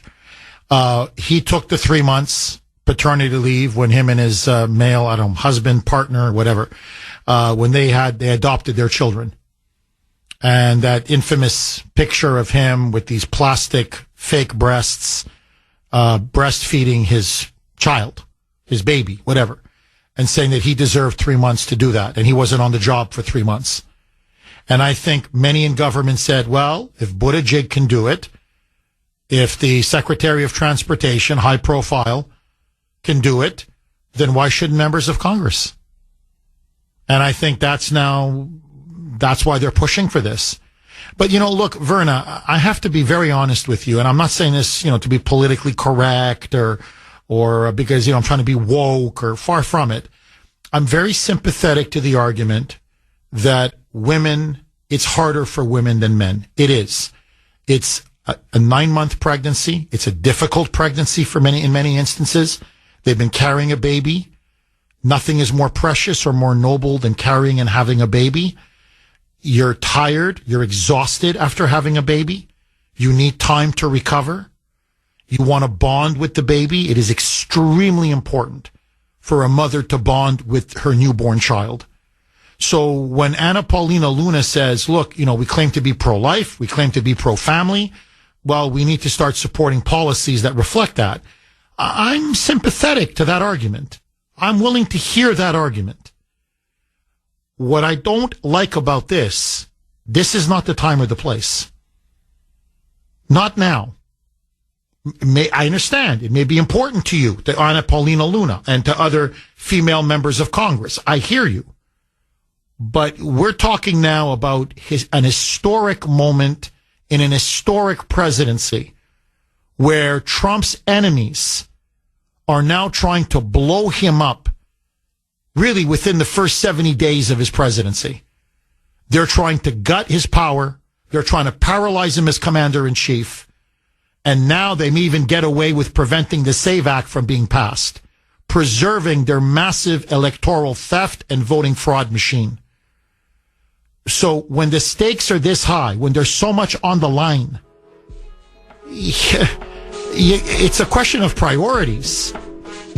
So, no, you can do the vote, but do it later. There's the spring, there's the summer, there's the fall, but not now. 8:19 on the great WRKO. Jeff Kuhner, Boston's Bulldozer. 617-266-6868 is the number. Okay, the text line, it's going nuclear. There's smoke. I mean, I'm kidding, obviously. But it's, I wouldn't be surprised if there's smoke coming from our text line. It's just, they're coming in fast and furious. You can text the Kuhner Man, 70470. Okay, this is from 603. Jeff, regarding your comment about the GOP and Kabuki Theater, just look at Jim Jordan. Talks great, does nothing. He has freaking subpoena power. He can drag so many into a hearing, put them under oath, and force them to either tell the truth and go to jail, or lie and go to jail. And all he can muster is to take off his suit coat. That is an excellent point. It really is true. I mean, he talks a great game. He never does that, except for a strongly worded letter. He never does anything. And he's got subpoena power. You can haul him in under oath. So either you tell the truth, and usually you're going to expose crimes by telling the truth, or they lie, and then you get him for perjury, and you send him to jail. Instead, all I see is his jacket's always off, and it's the same shtick, and he rolls up his sleeves to make it seem like he's the hardest working man in Congress. Okay, one more, and I want to go to the phone lines. This is from 917. Jeff, recall the margins of Biden's so-called, in quotes, victory in 2020. In some of those crucial swing states, it was a mere 20,000 to 30,000 votes. In the 2022 midterms, the so-called red wave became a low tide. Why? In congressional elections, these margins of Democrat victory is often measured in a few thousand votes.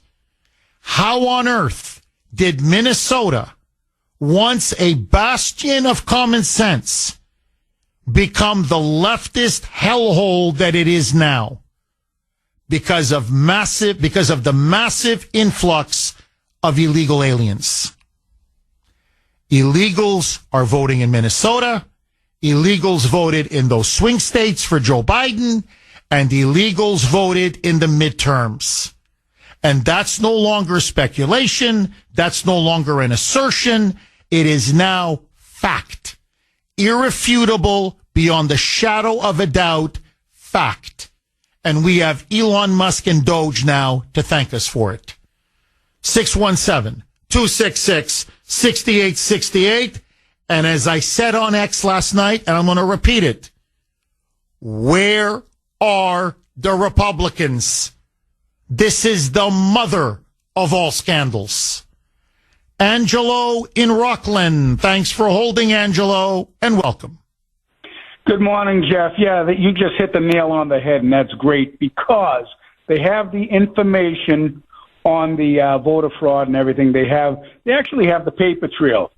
I would recall that election in Wisconsin and use the facts and use Doge to uncover it, to reclaim it. I guarantee you it was stolen. I wouldn't put it past them. As far as this pregnancy stuff, yeah, a mother definitely needs to take the time off to be with the baby. But what they're doing is the woke white privilege walk, and that's gotta end. Now, what really gets me, Jeff, is these people in Wisconsin and the woke agenda. Everybody's going after Elon, don't you see it? And what it is that it's being funded by Soros. They're calling Elon a Nazi, this, that, and the other thing. But really, Soros funding the money. During World War II, that man in Austria uncovered where all the... Angela, it was Hungary. Hungary. That's right, Hungary. I'm sorry. Thank you. But he himself ratted out where all these people were hiding for their lives. The Germans went there, and they met their fate because of Soros. These people are supporting a true Nazi, and it's terrible. But I hope they wake up and look at the real facts. Do a little homework, and maybe they'll see the light. It's not their lives that are being lost or their family members, so they really have no skin in the game. But one other thing I'd love to say before I go, Jeff, is that all these terrorists that are burning, domestic terrorists and stuff, keep going after them. Don't slow down because they're hammering us on other fronts. Go after the money trail, freeze the assets on the big money people, and you'll get results. What you say? Oh, Angelo, look, you put your finger right on the pulse. And Elon yesterday went on Fox and said, look, he's spoken to Pam Bondi, he's spoken to Kash Patel, and he's told them, he goes, you want the Tesla terrorism to end? You want all of this left-wing political violence to end? He goes, go after the organizers. Don't just go after the people that actually commit. You go after them too, obviously. The people that are burning the Teslas, shooting up the Tesla stores, physically assaulting and beating the drivers of Teslas. He goes, go after the people that are organizing, funding, and really driving all of this. Well, that's Jasmine Crockett. That's a Democrat member of Congress. That's Act Blue. That's George Soros. That's his son, Alex Soros. In other words, Elon is saying, take the gloves off. Like, go after him. What are you afraid of? If they're fomenting terrorism and they're fomenting violence, which is what they're doing, then go after them. Put the handcuffs on them. And Elon made a great point. He goes, can you imagine if I was doing this? Can you imagine if I was organizing and spending millions and millions and millions of dollars so that people could go around and destroy car dealerships and go after and throw Molotov cocktails at cars and burn them up and coordinate a campaign where they're being told to assassinate people and to assault and terrorize people who happen to drive that particular vehicle or that particular car? And especially under the Biden regime? He goes, Merrick Garland, Joe Biden, they would be breathing down my neck so fast. I would be indicted and prosecuted on so many charges your head would spin. So, again, where are the Republicans? Like, take off the gloves. So, no, I don't want to play badminton. I don't want to play croquet anymore. Really, I'm serious. It's time. Forget Smash Mouth football. It's time for UFC cage fighting. Go after the Dems. All of them. On the great WRKO, Jeff Kuhner, Boston's bulldozer cleaning up. Well, not the liberal bull. Actually, today it's the rhino bull. But anyway, cleaning up all the bull. Liberal, rhino, you name it. 617-266-6868. Very, very quick. Again, the text line is just magnificent today. Really, I wish every day. Text line is always full. There's a lot of people texting, but today it's, let's put it this way, extra full. I mean, it's really coming in from every single corner. Okay, this is from 508. And 508, you're a genius because you're completely correct. Jeff, Pam Bondi could shut down the whole Soros machine today. Right this moment. All of his foundations could have their funds frozen in a heartbeat, given how they flaunt and break the very strict IRS rules with regard to charities and nonprofits. Never mind that they fund domestic terrorism. 508, you're absolutely dead on. And that's what Elon is basically implying.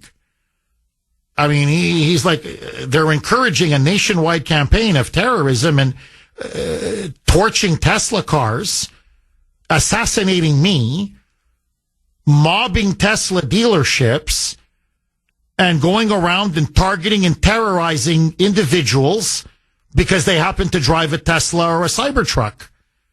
And you're not going to arrest them. Why? So, look, Pam Bondi could stop this in a heartbeat. It's now a question of will, spine, and determination. It's now a question of will. 617-266-6868. Paula in New Hampshire. Thanks for holding, Paula, and welcome. Morning, Jeff. What Hi. a beautiful day to have all these rhinos again rise to the top like oil. But you know what, Jeff? I just want to say, back in the 70s, I was one of these women for women lives, okay? I raised 3 kids. My husband lost his job after I had our 3rd child. Nobody came and said, that you can't let my husband go like these federal judges are doing with these government employees. But here's where I draw the line. First of all, let's get this clear once and for all, because I have been elected at the local level, twice to the Board of Ed, once to the Board of Aldermen, and I've been a state rep in New Hampshire, okay? These are elected people in Massachusetts, in New Hampshire, in Washington. They are elected. They are not employees. They should have no benefits whatsoever. They're supposed to get a stipend. A stipend. They're not supposed to get benefits. They're not supposed to get pensions. They're not supposed to get great salaries. They're not supposed to get health insurance. They are elected. You can remove them from office if your state or local municipality allows you to have a recall, okay? They have to go and be on the ballot to be elected. These are not employees, and we treat them like employees, and they should never be treated like employees. And this is what pisses me off so much with Luma. She's a nice person. She's done great. What do they have on her that she's doing all this? What do the rhinos have on her? What did she do in Congress that she shouldn't have done, that she stepped over the line? How many hours does she work that she has to have maternity leave like this to have proxy votes? Didn't we do this during COVID with Nancy Pelosi with these proxy votes because people didn't want to come in? Oh, my God, I got to wear a mask. I'm going to die of COVID. I'm going to do this. And we all found out now there was a big hoax. This whole thing was to take control of our lives. Again, people, understand this. These are elected officials who barely work. They get paid big bucks. And Crockett, I can't stand her. Yes, she's inciting riots. What are they going to do to her? They're going to slap her on the wrist? Look at what she did. To make fun of someone with a disability, they went after Trump one time. He didn't even make fun of the person, and they went after him. And Pam Bondi, I met her many times. Get off of your stuff. I want to see the Epstein files, which I haven't seen yet. I don't know what's going on here, but I love my president. I support my president. You know that.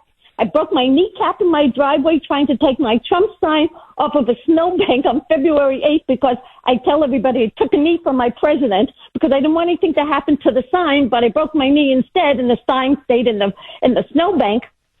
But you know what, Jeff?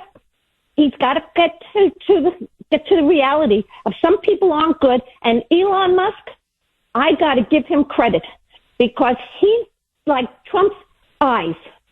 He's his ears and his eyes, and you got to have somebody out there that's going to be like that. Because is he going to be able to trust Pam now? I don't know. Rise to the occasion, Pam, because we're waiting. We're tired of waiting of Jim Jordan and the rest of the rhinos to do something down in Washington. It's the 80-20 plan, like my husband talked about. 20% of the people do 80% of the work. I'm trying to do stuff with the Board of Education because I've seen some errors. I can't even walk to get in a building. I can't even walk through market basket half the time because of I've got a brace on my knee. But yet I'm out there doing this. I'm fighting it. And people who don't have disabilities, don't have problems, can't get off of their ducks. They just sit and whine. Enough is enough. That's my speech for today, Jeff. Well, Paula, look, what I really would like, please, I'm urging you, if you have the time, and I know you're busy, go on, it's on YouTube, it's whatever, you can find it anywhere you want. Just punch in Anna Paulina Luna. This was yesterday, walking out of the House of Representatives with Tim Burchett, who is also very good. I like Tim Burchett, but on this one, I think he's wrong. He sided with Anna Paulina Luna. He was one of the 10 Republicans who defected and joined the Democrats. And you'll see what I mean. She's walking down the stairs about how important this issue of proxy voting or remote voting is for members of Congress who've just had a baby. And right behind her, I mean, maybe 2 feet behind her, is a young babysitter. I mean, young, like in her 20s, I think. And she's holding the baby. Anna Paulina's, second child, her new baby. And the baby's right there. And this is the babysitter that she has for the next couple of months. And I'm looking at this and I'm like, my wife had a skyrocketing career, put her career on hold. When we adopted Ashton, he was 18 months old. When we adopted Ava, she was, at birth. And my wife took literally 5 years off. She didn't work for 5 years. God bless her. Because she wanted to be with the kids, to bond with the kids, to raise the kids at that pivotal, stage of their development when they're that young. We didn't have money for a babysitter. Nobody gave my wife maternity leave. Not 3 months, not 3 weeks, not 3 days, nothing. And so she just decided I'm not going to work for the first 5 years. After 5 years, she started to get back to work again. But for the first 5 years of Ashton and Ava, Grace didn't work. I mean, she worked at home. She worked like a dog as a mother. But I mean, work professionally, work for a wage, work for for money. So countless women do this. Well, not only is she getting paid, Anna Paulina Luna, she's got extra money in the budget so that she can pay for a babysitter. It's not coming out of her pocket. It's coming out of our pocket. For her to have a full-time nanny/babysitter hold her baby for her as she does the people's business. And this is the hill you want to die on? Selfish. I'm sorry, short-sighted and selfish. And by the way, I'm not against her on the issue itself. I'm willing to seriously consider it. Hold the vote in the summer. Hold the vote in the fall. Okay. But now? It's now she's 35 years old. I don't know if this is a millennial thing. I don't know what it is, but they act like they're enduring things that no one other previous generation ever endured. You don't think women, so many of them went right back to work after they had a baby? You don't think they've, had to make all kinds of sacrifices? And she's acting almost like it's impossible for her to do her job. Well, I'm sorry. I'm not trying to be cruel, but maybe then if it's so difficult for you to be a young mother and to be a member of Congress, then maybe you shouldn't be a member of Congress for a couple of years. I mean, if you have a babysitter with the baby and that's still too much for you, then maybe this thing is not for you. Anyway, just my opinion. 617-266-6868 is the number. You've got a massive scandal exposed by Elon. Illegals were given fraudulent social security numbers, 5.5 million, and were then registered to vote. And millions voted in 2020 and in 2022. Stolen elections. This should be setting up the SAVE Act perfectly. And they were supposed to vote on it tomorrow. Now, who knows when they're going to vote on it.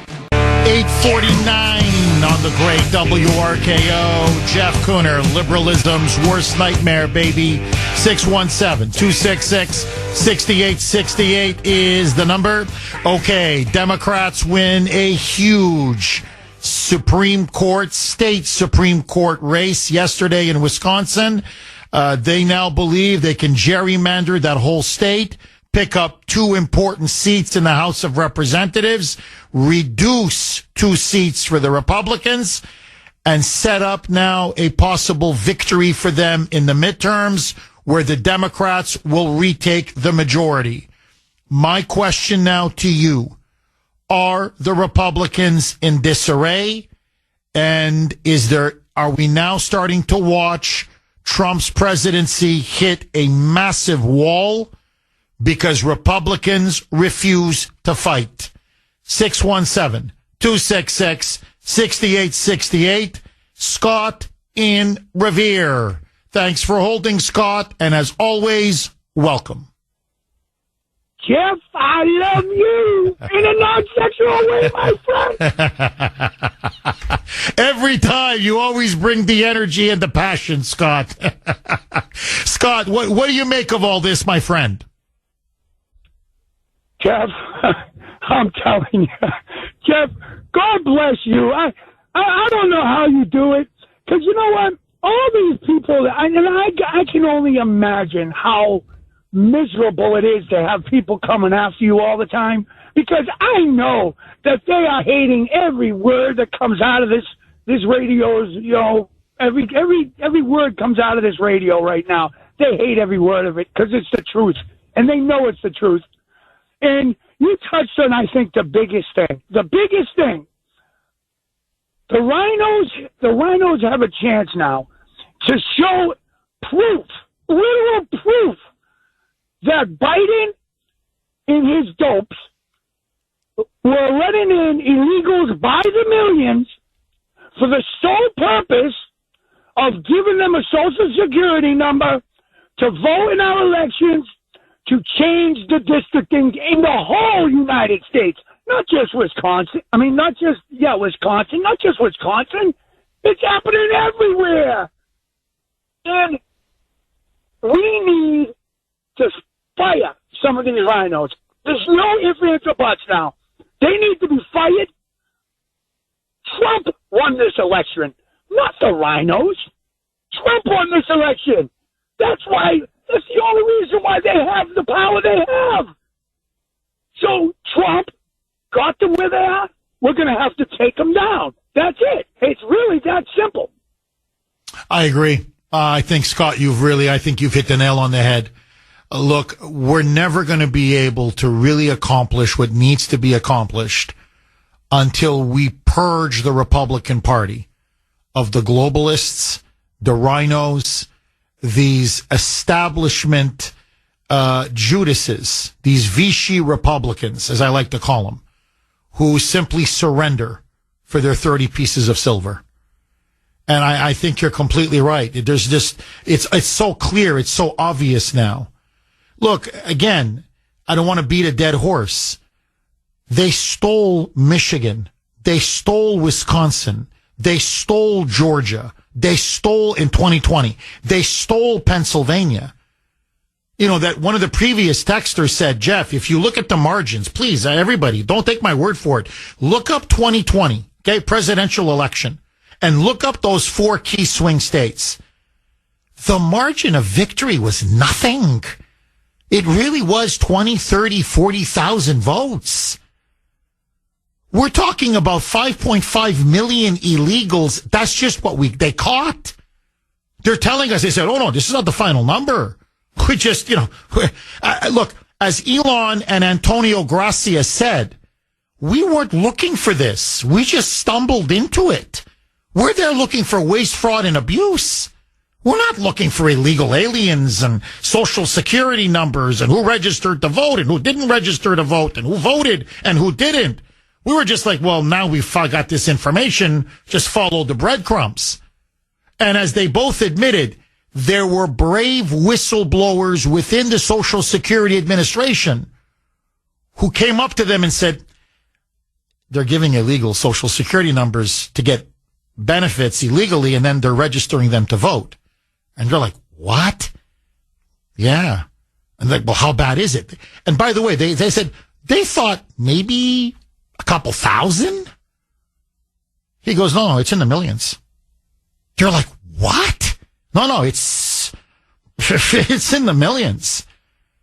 So they found 5.5 million. I'm telling you, by the time they're done, here, you can hold me to it, 10 million easy. Easy, 10 million. Social Security numbers, illegals now. Social Security numbers put on Social Security or giving Social Security benefits or put on Medicare or Medicaid or given mass health here or EBT, welfare, child tax credits. I'm talking benefit after benefit, check after check after check. It's going to be 10 million, and they registered to vote. They've got an army of 10 million easy. When you're talking about 15, 20, 30,000 votes in these swing states, you can generate that no problem. You can generate that in 2 hours. Of course they stole the election in 2020. It's so obvious. Now we know why the red wave never happened in 2022 or barely happened. Everything we suspected, in many ways knew, has now been completely confirmed. And this breaks days before they're scheduled to vote on the SAVE Act. That was going to be tomorrow. You have to show proof of citizenship in order to be registered to vote. And every state will be compelled. You must purge the voting rolls of all illegals, all non-citizens, no questions asked, no exceptions. Well, there you go. That ends voting fraud right here and now. So you've got the perfect scandal to set up the solution, which is the bill. And what the hell did they do last night? Effing proxy voting for members of Congress who've just had a baby? And you guys fight and blow up the rules package, so now we can't vote on the judge's bill, we can't vote on the SAVE Act for at least a week, if not many more, and then they've got 2 weeks scheduled to be on vacation in April. So now we're going to looking at May. And then God knows what scandal will happen in May. These people are pathetic. They're useless.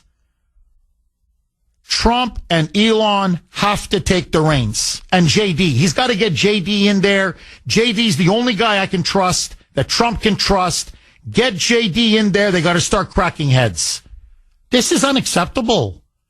Like, what are we, children on a playground? My bill. I want my bill now. Not your bill, my bill. Entitled. This is a sense of entitlement. That's what happened. Again, you see this with 20-somethings, not all, obviously, but many 20, 30-somethings. You just see it. Gen Z and the millennials. You see it again and again. This sense of entitlement. This sense that they're owed everything. This sense that somehow life is so hard and we have to make it so easy for them. Anna Paulina Luna's priorities are not my priorities. And most importantly, they're not the priorities of the American people.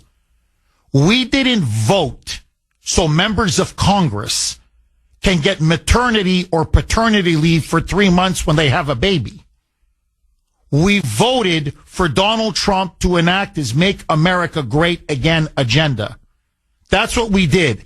against all the voting fraud, against all the lawfare, against the rigged system, and we still, and 2 assassination attempts, and we still won. Enough. Vote on that judge's bill. Vote on the SAVE Act yesterday. Scott, thank you for that call. Charlie in Braintree, thanks for holding, Charlie, and welcome. Hey, good morning, Jeff. Good morning, Charlie. I have not had the chance to express my condolences about your dad, so please allow me. I'm sure you have some very good memories. I do. Some very precious memories. Thank you, Charlie. I really appreciate it. That's great. So usually I'm pretty organized until I get on hold, and then I listen to all these calls, and that organization goes away. But I wanted to say, before Trump won this election, most of us Republicans, many of us Republicans, were very afraid to express ourselves. We were the hidden, that silent majority that everyone talked about. And I personally lost that during the election and put a big Trump flag at the end of my driveway because I had it. And I think we really, as a group, need to not throw up all over people politically like these liberals do, but have a conversation and ask questions. And when they can't ask the questions, at least it's a way of winning the argument because it frustrates them. But what that does, you're not going to win over these liberals, but these rhinos are going to know that we're now opening our mouths and putting up a fight. And they're going to think twice before they do some of these things. And, sometimes the person you're arguing with isn't the one you're trying to convince. And you really, but we just need to be generally fighting, like you said, generally not fighting, but having an intelligent conversation. I find these liberals will run up to me and just, they just say, oh, you didn't vote for him. And they start this thing, whereas I found so many different times. I was in a library. I do construction. We were doing remodeling in a library, and this woman's just putting books away, and we had a conversation, and it went in the direction where we both found out we had voted for Trump. And we had a nice conversation, and she said to me, I just can't say this very loud because nobody in here agrees with me. So, if we just have conversations, and when we get in front of a liberal, ask questions, just ask questions the answers to that they don't want to tell you because they'll disprove themselves.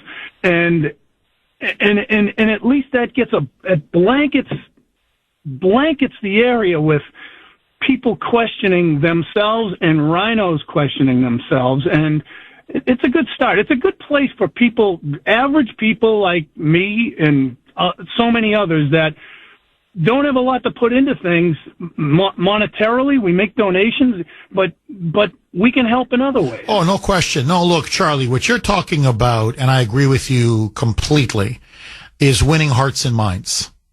And you're right that everybody, you do the best you can, convince one person or at least make them doubt their insane left-wing positions.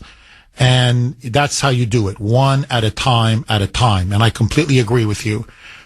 The frustration now that you can see in the country, and it's not just MAGA, it's the country, it's the American people. This is now a threat to democracy. It truly is. I hate to sound like a Democrat, but this is subverting democracy. You're using judges who are usurping the president's power to engage in rulings, temporary restraining orders, blocking Trump, sabotaging Trump, these nationwide injunctions on things they clearly have no authority or power to do. None. And look, success will convince many Democrats to come over to our side. If Trump is allowed to really deport criminal illegal aliens, our streets and communities will be safer. Our schools will be much better, much less crowded. Our hospitals will be much less crowded. In other words, they're trying to block Trump's agenda because if he fulfills his agenda, the Democrats will be in the political wilderness for generations. That's why they have to stop Donald Trump. They don't want him to succeed. They don't want him to achieve what he said he was going to do to fulfill his promises. So to me, I'm sort of like, it's no longer a question of debating now. I agree with you. We should always debate and be respectful and convince people. But this is about something much deeper now. We won, and we want to enact Trump's agenda because it's good for America. And when the country does well, and it will boom like it's never boomed before, many will say, the sky didn't fall. In fact, I've never had it so good. I'm going to start voting MAGA. I'm going to start voting, America first. No, we want voter ID. We want only citizens to vote. Remember, if the Democrats don't have illegals voting for them, they can't win. They've been illegally stealing and winning and rigging elections. We can stop it now. To me, this is a no-brainer. This should be one of your top priorities. And now all of a sudden, it's what? Proxy voting for members of Congress who just had a baby? I don't know what to say. Honestly, I don't know what to say. Charlie, thank you very much for that call. Okay, we finally got in contact with her.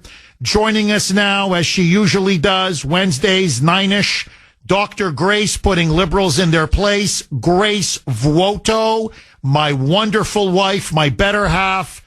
Grace, obviously you're a very bright person. You know that. But you're also a woman, and you're also a mother, and you also have 2 beautiful children as well. What do you make of Anna Paulina's argument that especially female members of Congress who've just had a child, a baby, need that 3-month maternity leave period to have proxy voting so they can bond with their child? They say that the Republicans don't understand how important this is to so many women and to so many female members of Congress. What say you? Jeff, honestly, I would sit her down and say, you are just a spoiled little brat. That's what I would say to her. Because one of the things that you have to come to grips with as you become an adult, whether you are a male or a female, is that even blessings have consequences. Jeff, I could turn around and say to you, Jeff, you are a father. Have your children been an asset to your career? Or, if you don't have children, would you be further along? I mean, everybody knows that children require you to invest a tremendous amount of time with them, which will make, overall a career setback. I mean, that's just the way it is. So blessings have consequences. You're pregnant is one of the greatest blessings of your life. That means you're going to go away for a while and take care of your baby, and we're going to be happy for you. But for those 12 weeks, you're not going to be in the news, you're not going to be able to vote, and your career is going to take a setback. That's life. So she's a spoiled little brat. And we have to ask this question. Why is it so important for you for 12 weeks to pretend that you're active in the workforce? Because that's what it is.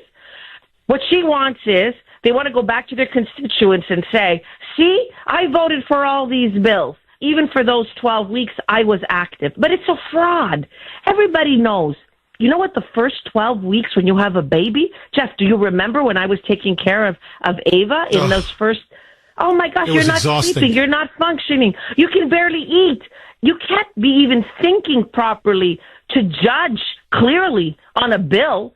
So this proxy voting is a bunch of nonsense. It's a fraud because in those 12 weeks, you can't function. But you want to tell your constituents or you want to pretend to your constituents that you are functioning. So we have to tell a whole generation of men and women, you can't have it all. This is a crock. You can't have it all. Oftentimes, you're going to have to make a decision. Do you choose kids over your career? And there's a consequence to that. I will never regret that I took many years away from my career to bond with my little ones. I still think of it as my crowning achievement, and I don't care what the world thinks about it. So you have to suffer the blowback or the praise from all your actions. And that's just the way life is. But this is a spoiled brat, So she wants to be able to go and have the baby and then tell herself that she's a great mom because she took 12 weeks off of work, but then come back and pretend that she's as good a professional as anybody else during those 12 weeks, which she clearly wasn't because it's impossible. So let's just talk straight. Even when we talk about pregnancy and parenting, it's the most difficult job in the world. And often, if you do it right, it means you're not shining professionally, period. That's the way it is. Choose what path you want to take. You want to shine professionally? Well, then don't have a baby for a while or choose when you're going to have it. You have to make that decision. So make it and bear the consequences of it. Now, she's such a spoiled brat, even on the issue, because Johnson is saying, Speaker Pelosi, they did this proxy voting during COVID. We don't agree with it. I don't support proxy voting at all, Jeff. You're either there doing your job or you're not doing your job. So just on that issue, even if we were debating that, I would be tough on her. Never mind. You're going to augment this issue now when we are fighting for Trump's agenda. It is unacceptable. Her behavior is unacceptable. Grace, I mean, how many books? Again, you know how much I love Ashton and Ava. I mean, I don't think I can love two people more. I mean, they're my everything. You and the kids, you know that. But how many books would I have written if we didn't have children? Just to prove your point about, of course, it takes a toll on your career, male and female. So you're completely right. Grace, we got about a minute left. Can the Republicans ever get their act together? I think that's the question now many are asking. Jeff, you know what? I'm very frustrated with the Republican Party because it was extremely important in order for Trump's tariff agenda to work and to mitigate the impact that it's going to have on families. The tax cut package should have already been passed. So we needed every anti-inflationary measure in process in our economy already underway to mitigate the impact of the tariffs so that we can navigate the bumpy road ahead. Their failure to do that is going to cost Trump greatly. I support Trump's idea of doing tariffs. I was, wanting him to wait for the Republican Party to enact tax relief measures first. Without doing that, that, too, is going to level a blow to the Trump presidency. I agree. No, I agree. And you got the judges' bill that's been delayed. You've got the SAVE Act that's been delayed. The whole agenda is now being stalled because they can't get their act together. As always, dynamite stuff, Dr. Grace. Don't touch that dial. 919 on the great WRKO. Jeff Kuhner, Boston's Bulldozer. 617-266-6868 is the number. All right, Grace just texted me on my personal phone saying, Jeff, please get the message out. Blessings have consequences.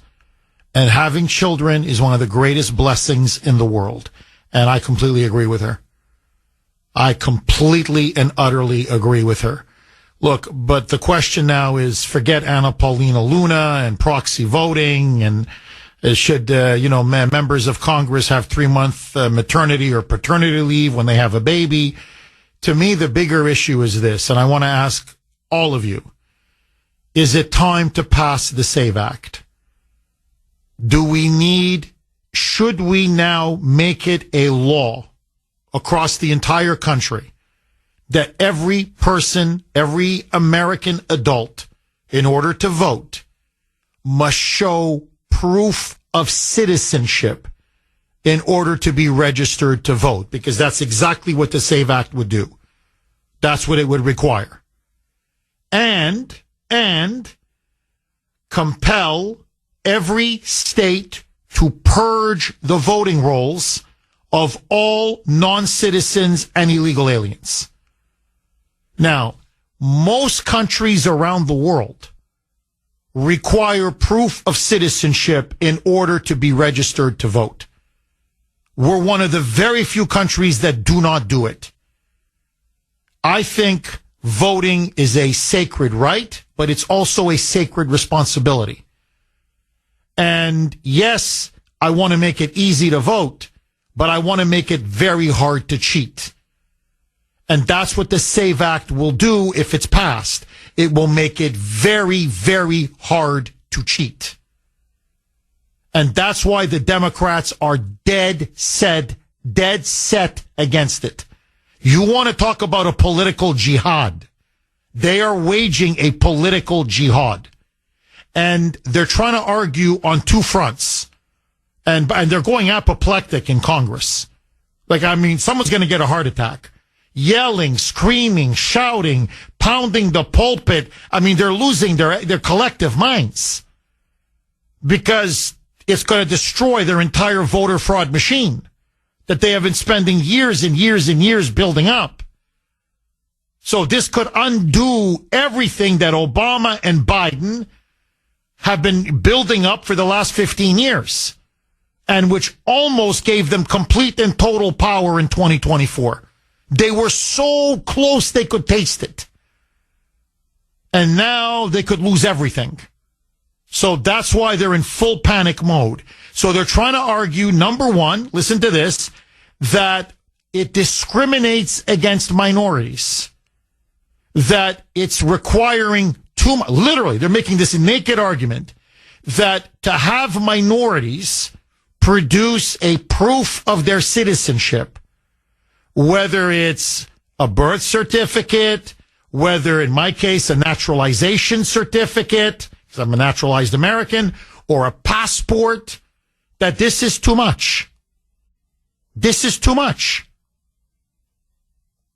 That this is creating, according to them, obstacles and hurdles at minorities in particular. It's a form of voter suppression. That's what they're arguing.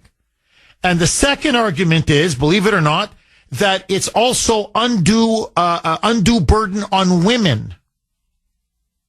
The argument Democrats made, I could play you the clips, in the House over the last couple of days as they've been debating the SAVE Act. Now we're going to know, God knows when they're going to vote on it. Okay, but when they eventually do, God willing, they said, well, women have so much on their plate.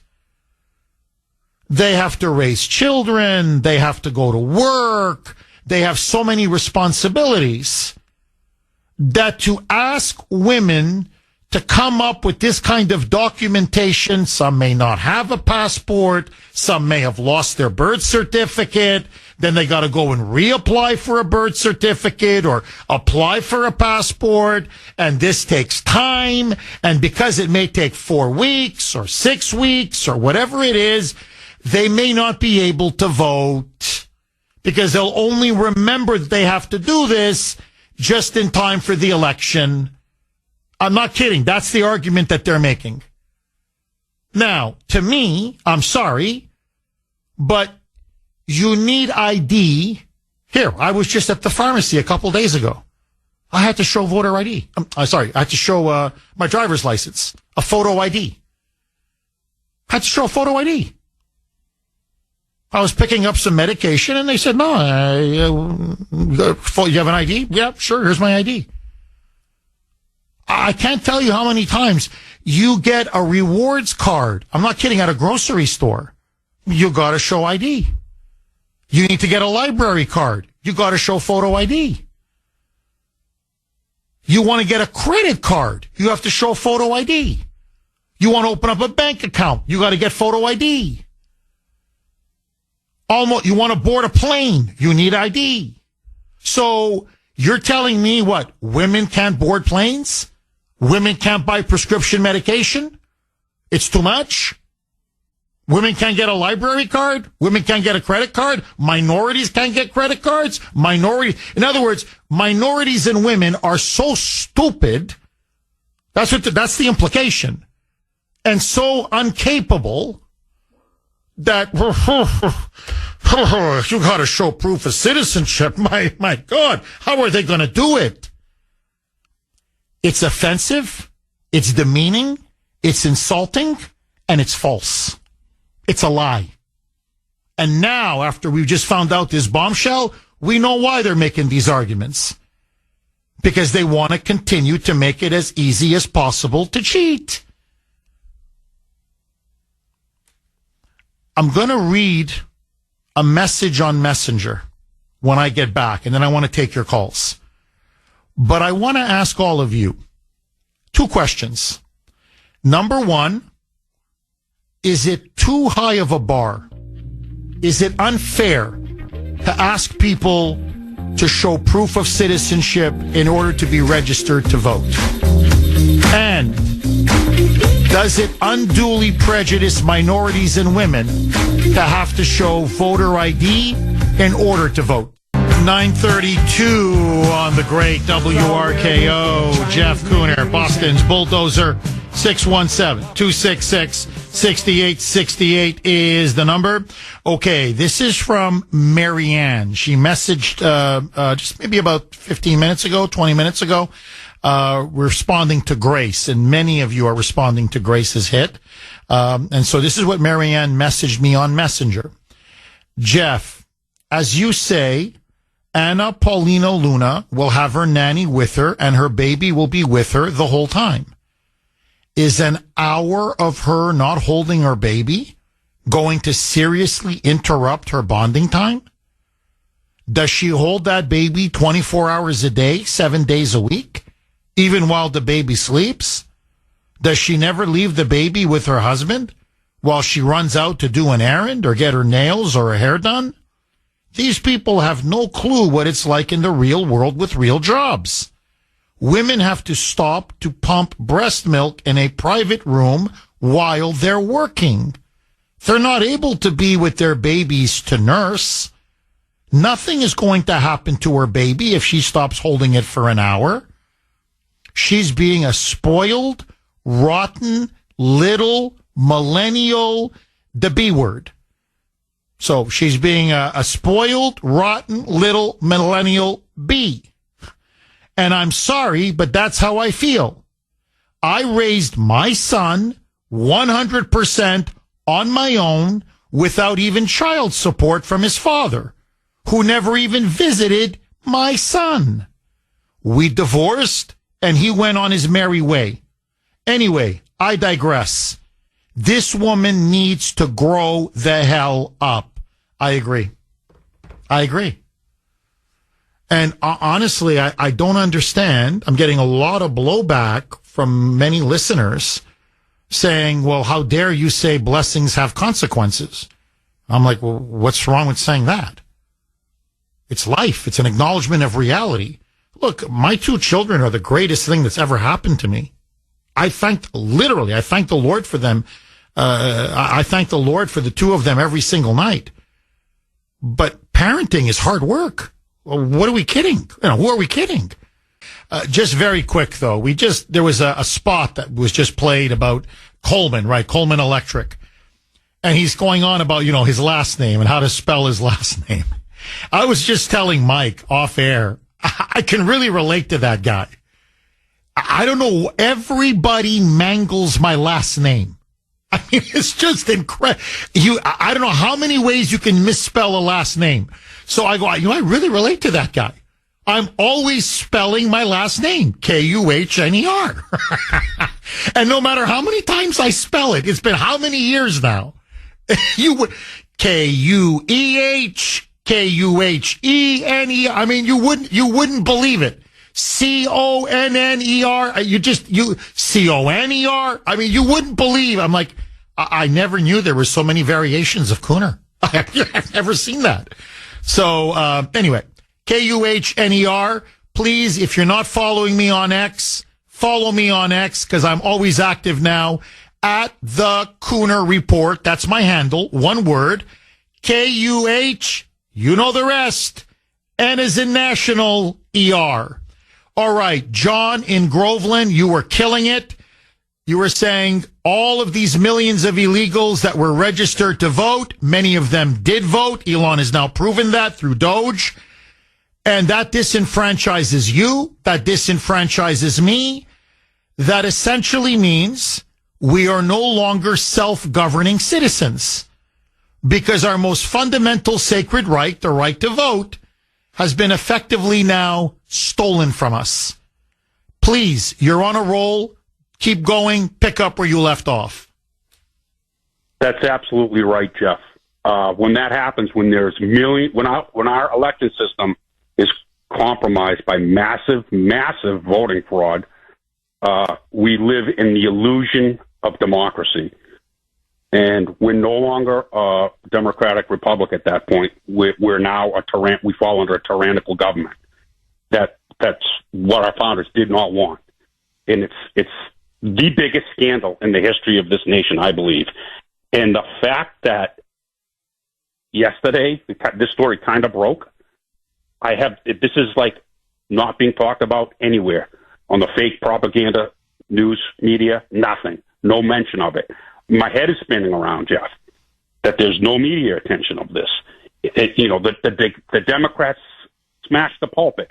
We can't have voter ID. That will disenfranchise people. Jeff, what they're doing right now is basically subverting our government, the duly elected government by the people, for the people, by them doing this with the illegal aliens. Well, they're John, you're right. But furthermore, they're disenfranchising us. Correct. You nailed it. And John, look, we know now, right? We know what the game is. They're putting up every bogus excuse because they're lying, they're cheating, and they're stealing elections. And that's why they don't want voter ID. And that's why they don't want the SAVE Act. And that's why they don't want to require proof of citizenship to vote. Because if you implement these reforms, it's over. And their power is finished. And I'd love to know, John, they won't win another national election for years. But I want to know, how blue really is California? How blue really is Massachusetts? And I guarantee you, New Hampshire, no Democrat will win a Senate seat in my lifetime. In other words, they've been making New Hampshire look like it's trending blue for many election cycles. It's not. They got illegals voting. So this would change the entire electoral map of the country. John, final word to you. Am I wrong? Yes, and I think a lot of these blue states are probably trending red, and it's like you said, they call these elections 2 or 3 minutes after the polls have closed in our state, and you're scratching your head going, how is that possible? It's just ridiculous. We need to take this country back. Johnson needs to wake up. Like you said, we got the House, the Senate, the presidency, majority of the Supreme Court. It's time for the people we elected that are in office to save this country, because it's in peril. The Republic is in peril right now.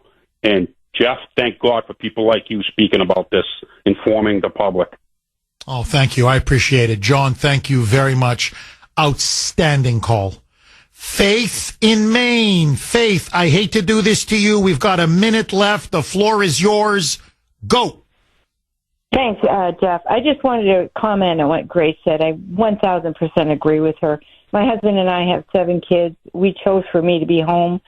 4 of them are first responders. One was a Green Beret that separated because he wouldn't take the COVID shot. All have good moral values, hard workers.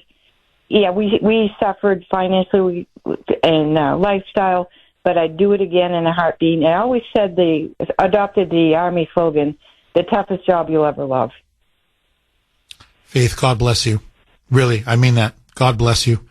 To me, nothing is more sacred or more precious than motherhood. My most important responsibility is being a father, a husband, of course, and a father. And my mother sacrificed immensely. Grace's mom sacrificed immensely. I'm telling you, Grace has sacrificed immensely. And that's why I have nothing but the highest respect, really, for mothers in general.